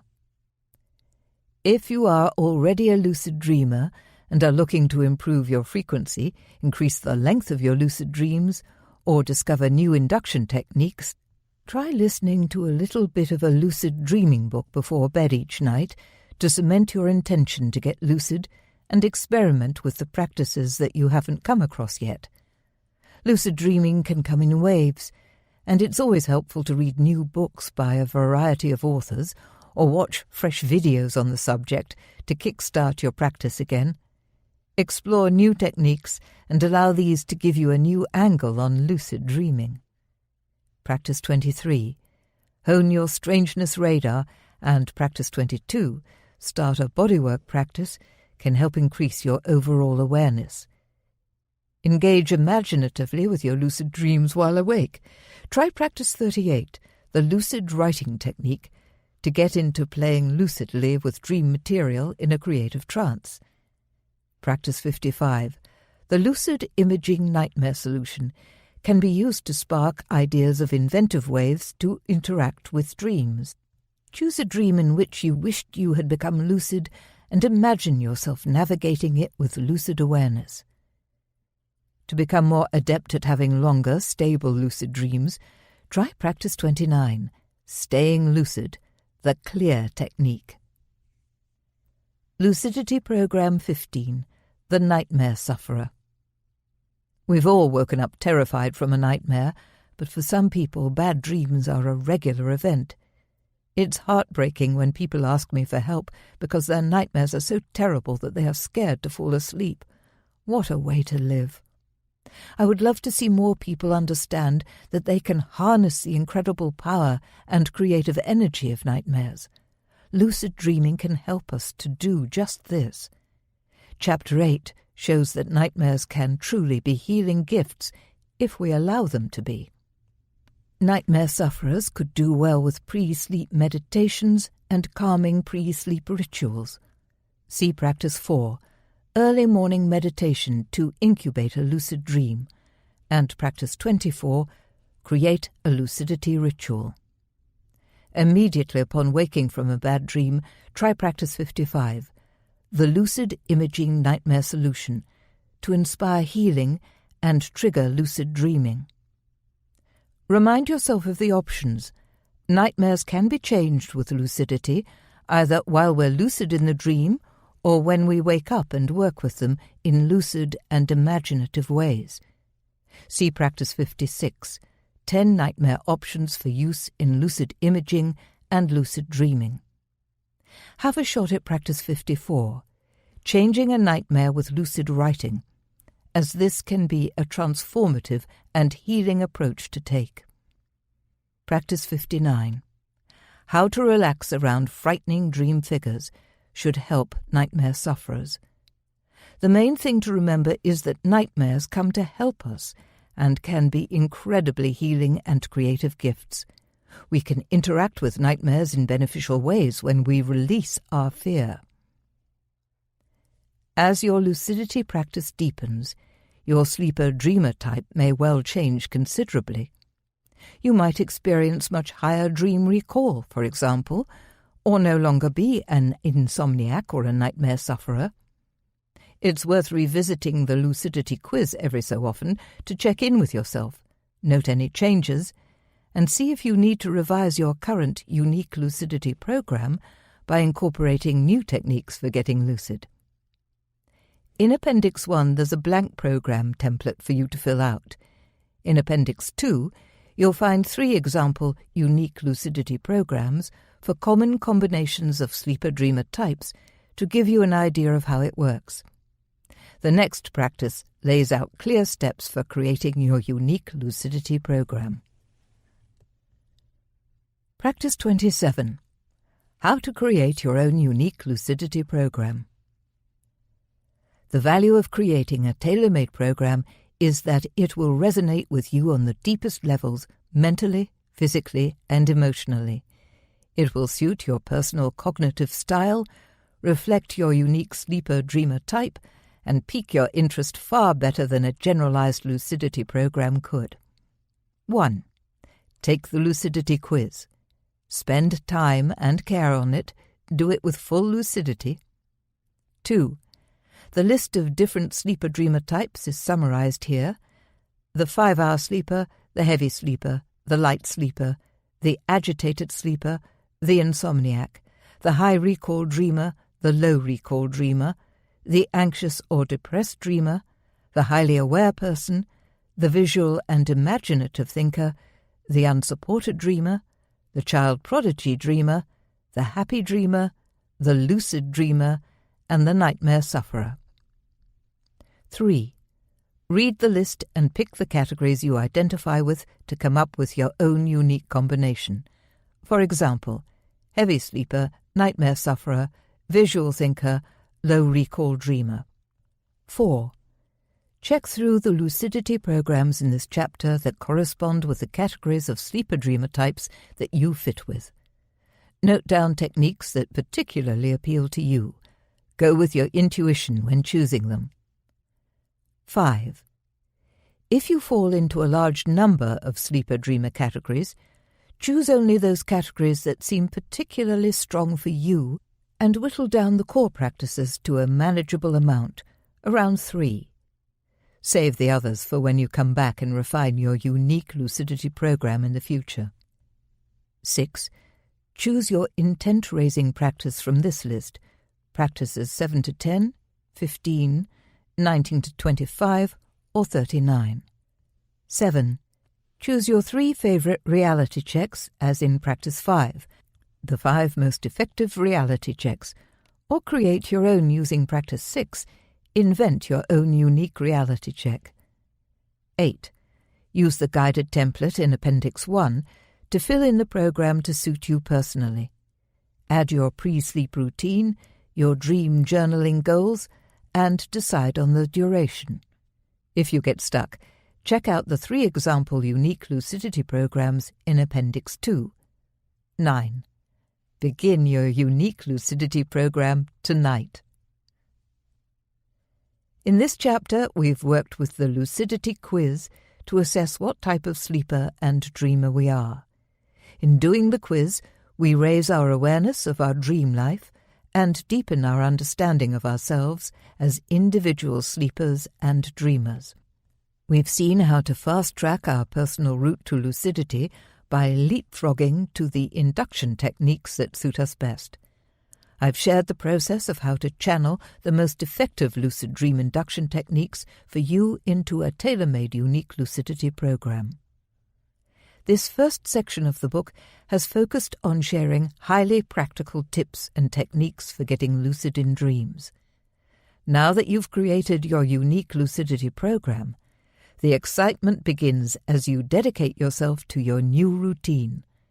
In sync with this, it's time to move on to the important next step, how to stay lucid in a dream and become adept at stabilizing and lengthening lucid dreams. The next chapters examine how to keep our mental focus in the giddying and sometimes overwhelmingly awesome environment of a lucid dream. Part 2. Staying Lucid. How to have longer, more satisfying lucid dreams. Chapter 5. Powerful Practices for Longer Lucid Dreams. Now that you're equipped with all the best techniques for getting lucid, it's time to move on to the next stage of the journey. Once we've managed to get lucid in a dream, how do we stay lucid? Often beginner lucid dreamers are so overjoyed and excited when they become lucid that they lose their focus and wake up immediately, kicking themselves for losing a chance to consciously explore their dream world. This part of the book shows what to do once you become lucid in a dream.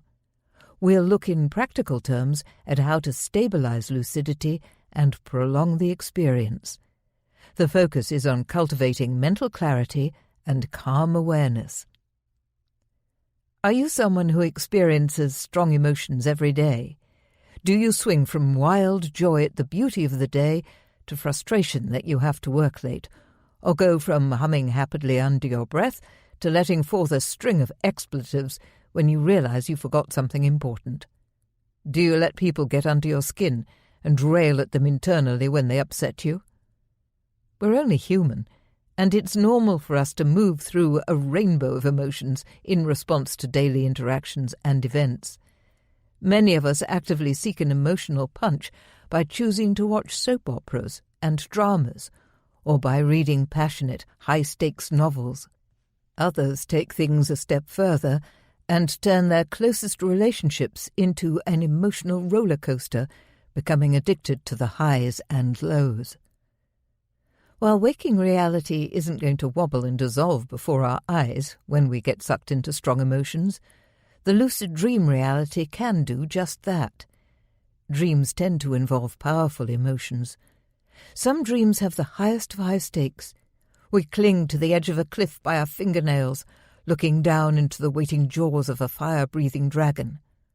Or we realize we have absent-mindedly left our baby in a cafe, and when we race back in a panic, he's gone.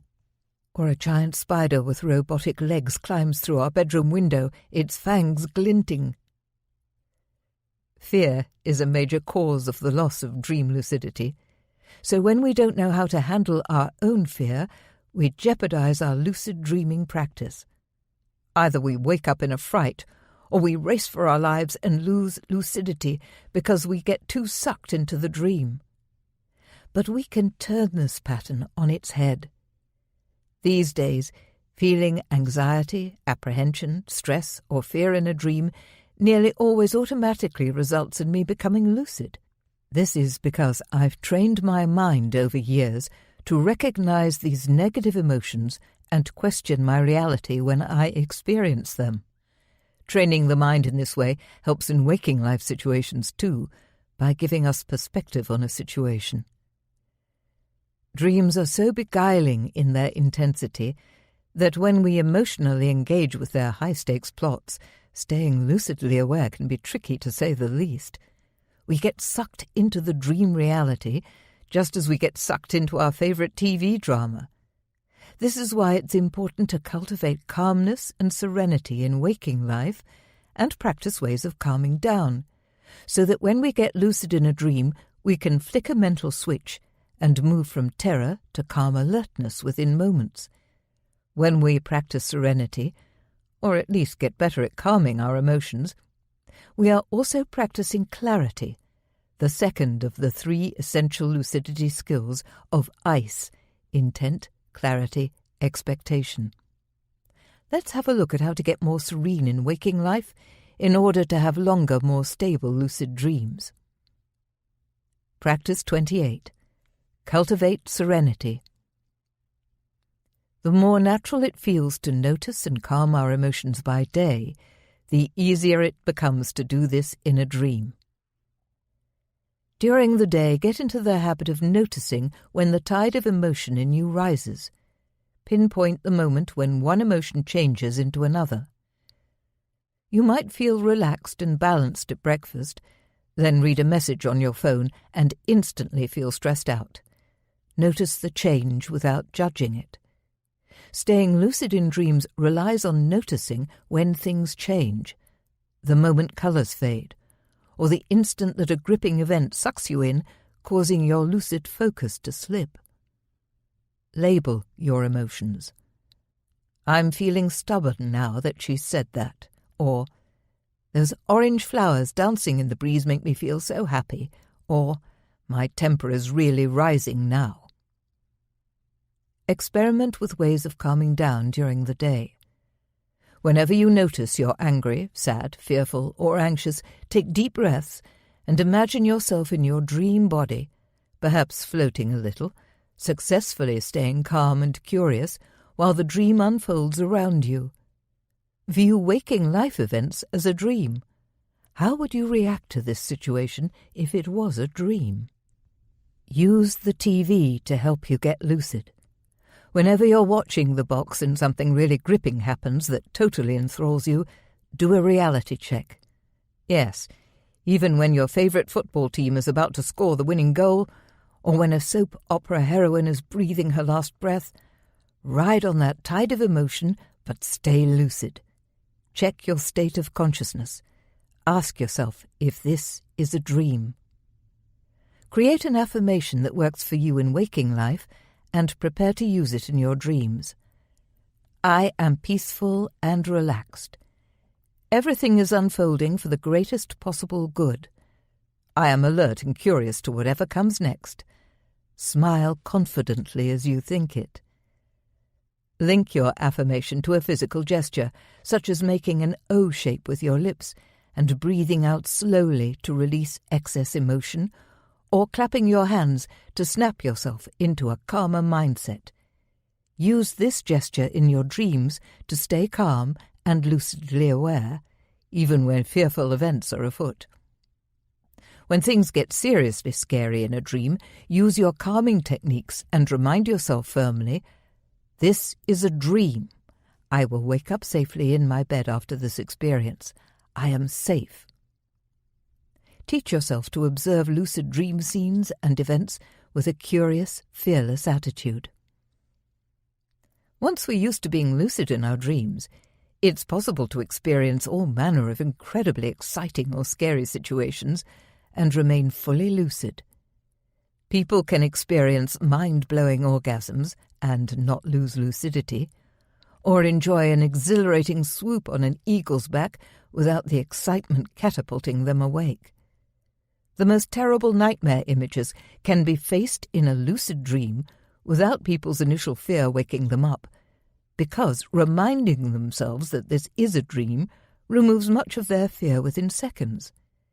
This fearless, lucid engagement with frightening dream images often leads to spontaneous healing and insight. In the beginning, though, we need to be able to calm down on cue and activate our lucid mindset in order to prolong the lucid dream. The stages of lucidity. The thing to remember about lucid dreaming is that we aren't just talking about one level of mental alertness. There are varying stages of lucidity.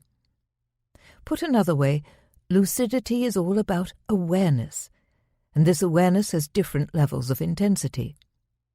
Think about the way that sometimes during the day we are super alert and focused. We get our work done in a flash, or play a ball game with supreme concentration. At other moments we feel sluggish and unfocused. We make simple mistakes because even though we're awake, we're not alert. It's the same in the dream state. Lucid awareness can be thought of as a light switch with a dimmer function. In some non-lucid dreams, the dimmer switch is turned down to its lowest setting. Our thinking is muddled. We lurch from one emotion to the next, and we accept ridiculous situations unquestioningly. I am being chased by a 3-headed monster. I am the first woman on Jupiter. The brighter the light becomes, the more lucid and clear thinking we become in our dreams. We begin to question the reality we find ourselves in. We come up with logical arguments and think creatively. When the light of awareness shines brightly enough, we experience that magical moment of realization, wow, I'm dreaming right now. But even within lucid dreams, our awareness can be dimmer or brighter. Let's look at the stages of lucidity more closely to see how this affects our dream experience. Deeply non-lucid. We have zero awareness of this being a dream. Instead, we blindly accept the craziest situations, such as being captain of a sinking cruise liner or being attacked by a dinosaur. Non-lucid but alert. Although we don't recognize that we're dreaming, we are capable of reasoning logically throughout the dream, and our choices and actions are close to those we would choose while awake. Pre-lucid. We may question the reality of the dream, or even carry out a reality check to see if this is a dream, yet reach the conclusion that we are awake, only to wake up and discover that we were, in fact, dreaming. Lucid but overexcited. This is a classic rookie mistake that causes frustration for many beginner lucid dreamers. We become lucid in a dream, but are so excited to be awake in the dream world that we lose our focus and wake up immediately, feeling frustrated that we've messed up the opportunity. Lucid but struggling. Staying lucid is an art all its own, which is why 2 chapters of this book are dedicated to this topic. Sometimes it's hard to retain full lucid awareness. Typically, we get swept up in the emotion and actions of the dream and lose lucidity, or attempt to fly and have trouble getting off the ground. In a single dream, our lucid awareness can be high, shaky, or low. We need to learn the art of mental focus in order to stabilize the dream. Lucid and stable. This is a fun level of lucid dreaming because we are able to carry out actions in the dream, guide events, or simply go with the flow while remaining lucidly aware. It may occasionally be necessary to stabilize the dream or remind ourselves to stay lucid. Light bulb bright lucid. Lucidity is clear, strong, and effortless. It's as easy as staying awake during the waking state, so it's a fantastic basis for exploring, experimenting, and adventuring. Long lucid dreams can be experienced, sometimes lasting an hour or more. Rarely, people even report staying lucid all night long, even through the deepest imageless stages of sleep. Lucid light. This is the holy grail of lucid dreaming because of its spiritual and philosophical treasures. In this state, we are effortlessly lucid. The dream imagery often tends to dissolve, and we float bodiless in light of any color or zoom through limitless space. We become lucid on every level and experience blissful oneness. There's nothing quite like it. These stages of lucidity are only for guidance. Explore for yourself and you may find others. There are other lucid states that can be challenging, such as sleep paralysis, where we remain lucid while our body falls asleep, but feels stuck and unable to move. This is due to the natural muscular paralysis we all experience every time we fall asleep, but it can be frightening until we learn how to navigate it. There are tips regarding this in Chapter 8 on nightmares.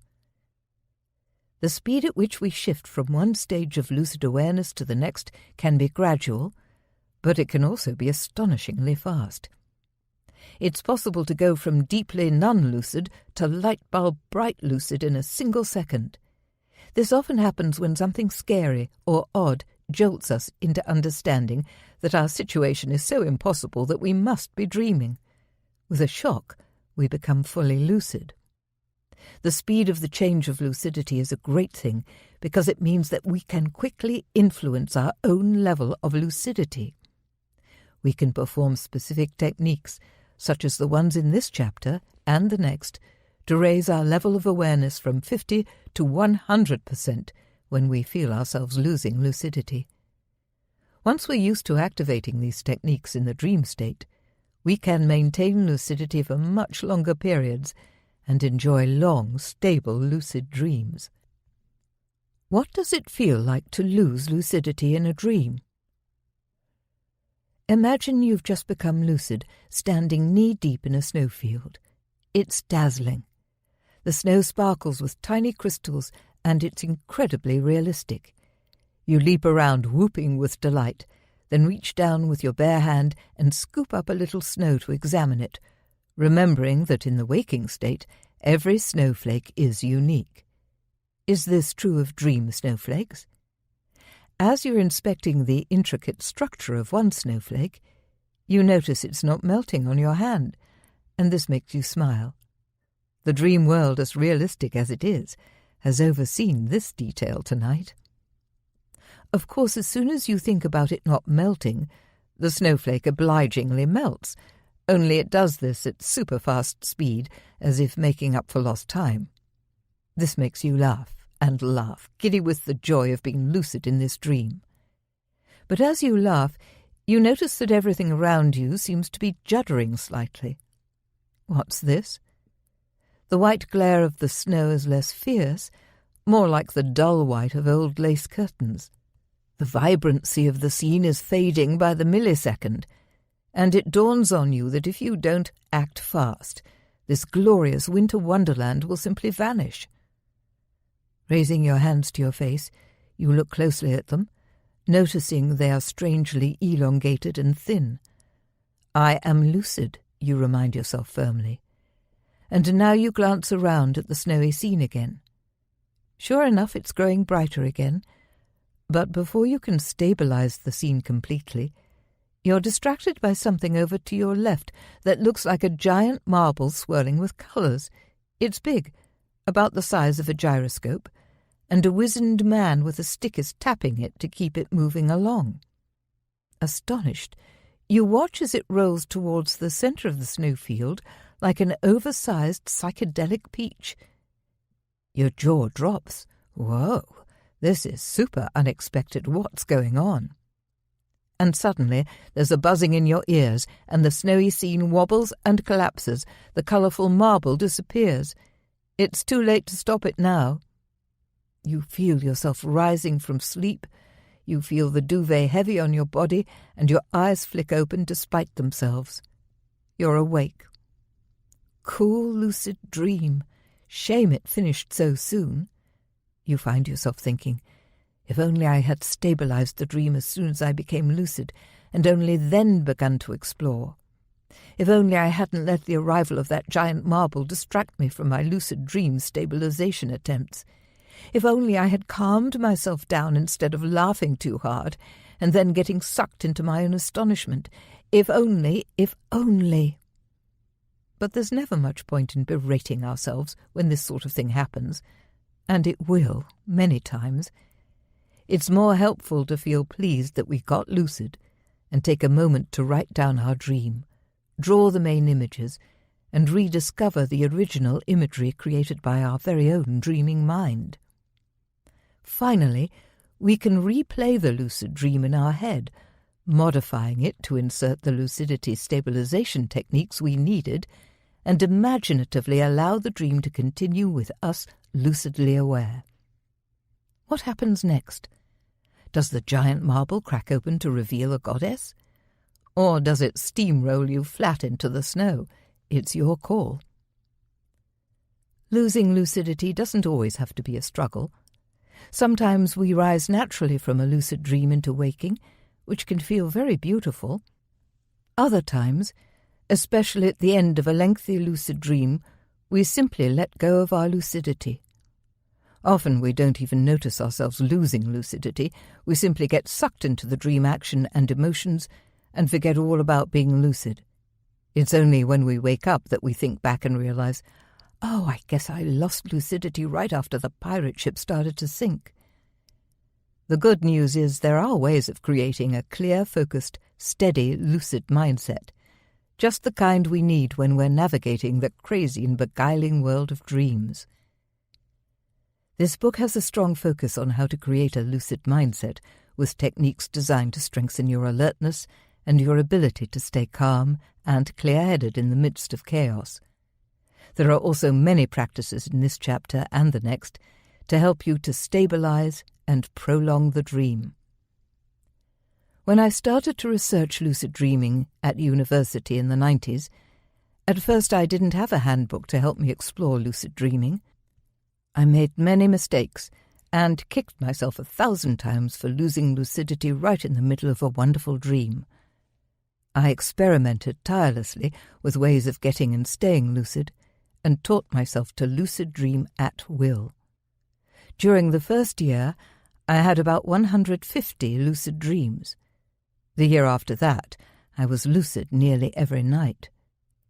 I learned how to have long, stable, lucid dreams and carried out many experiments on the nature of dream reality, the dream body, dream control, and the creative possibilities of lucid dreaming, making surprising discoveries. Here is my clear lucidity stabilization technique that I developed in the 90s. Practice 29.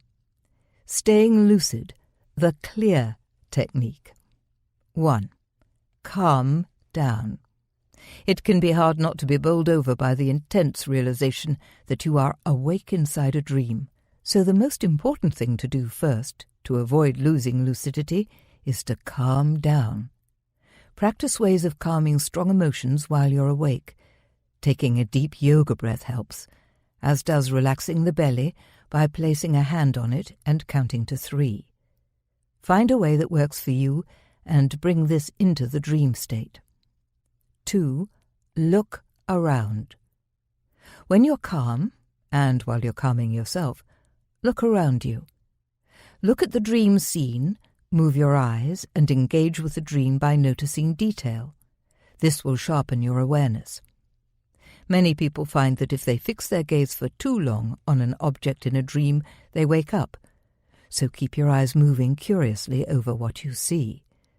Look at your hands briefly, no staring, and then shift your gaze to the dream scene, then look at your hands again, and so on, until your surroundings are super clear.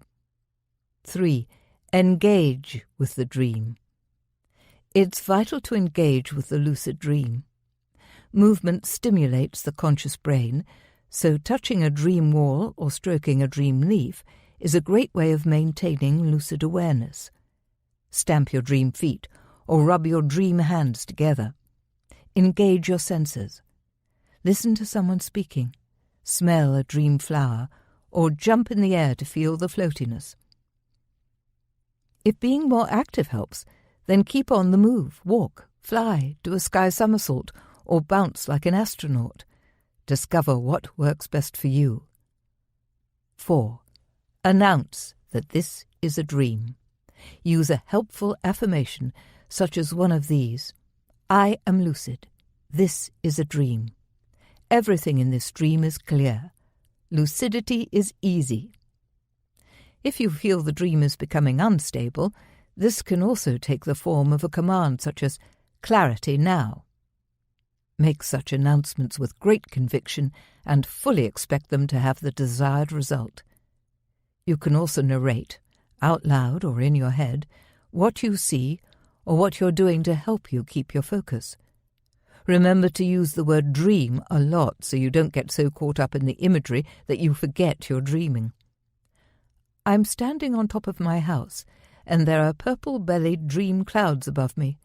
Oh, wow, a lucid dream bird just appeared, and it's got wings made out of string. 5.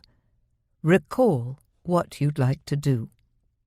Once you are calm and have made your affirmation, it's a good time to recall your dream goal. What would you like to do? Fly above the Mississippi River? Grow a long, winding arm? Stand and admire the dream in all its splendor? Keep your goal lightly in your mind to focus your awareness. Once you are calm and fully engaged with the dream, anything is possible. It's helpful to remember these 5 simple steps and be ready to swing into action with them as soon as you become lucid in a dream. Calm down, look around, engage with the dream, announce I am lucid, and recall your dream goals. These steps might happen in the space of a few seconds, but if it seems hard to maintain lucidity, they could take longer. This is fine. If it doesn't work immediately, return to the first step of calming down. In your first attempts at stabilizing a lucid dream, try not to get too hung up on carrying out your dream goal, as this will probably result in you losing lucidity and waking up too soon. The main thing is to get used to creating a stable platform of awareness so the world of lucid dreaming really can become your oyster. It is deeply amazing simply to look with a conscious gaze at the inner landscape of your unconscious. What a marvel! Touch your dream, soak it up with your lucid gaze, and be present to the lightness of your dream body. You may find that the dream air has a slightly liquid quality, or that even the lowliest object seems to shine with living conscious awareness. Notice the incredible responsiveness of the imagery as it reacts to your thoughts, expectations, and intentions. See those colours? Such vibrancy! You are the lucid dream, and it is you. This is an awesome state of consciousness, so why not get adept at making it last as long as possible? 8 more ways to stay lucid. Here I share 8 of my top tips for stabilizing lucid dreams. Most of these are techniques to be used while lucid in a dream, and it's a good idea to try them out at your leisure and see which ones work best for you. The first one is a waking practice to increase your powers of observation and to turn you into a Sherlock Holmes type who always rapidly solves the mystery, am I dreaming now? Practice 30. Spot the difference. An experimental, scientific and observant frame of mind can help us no end to become conscious in our dreams. Think of yourself as a dream detective. Make a list of the differences between your non-lucid and lucid dreams. Is there a difference in the vibrancy of the colours or in your level of logical thinking? Does everything feel ultra-real? Does your mood change?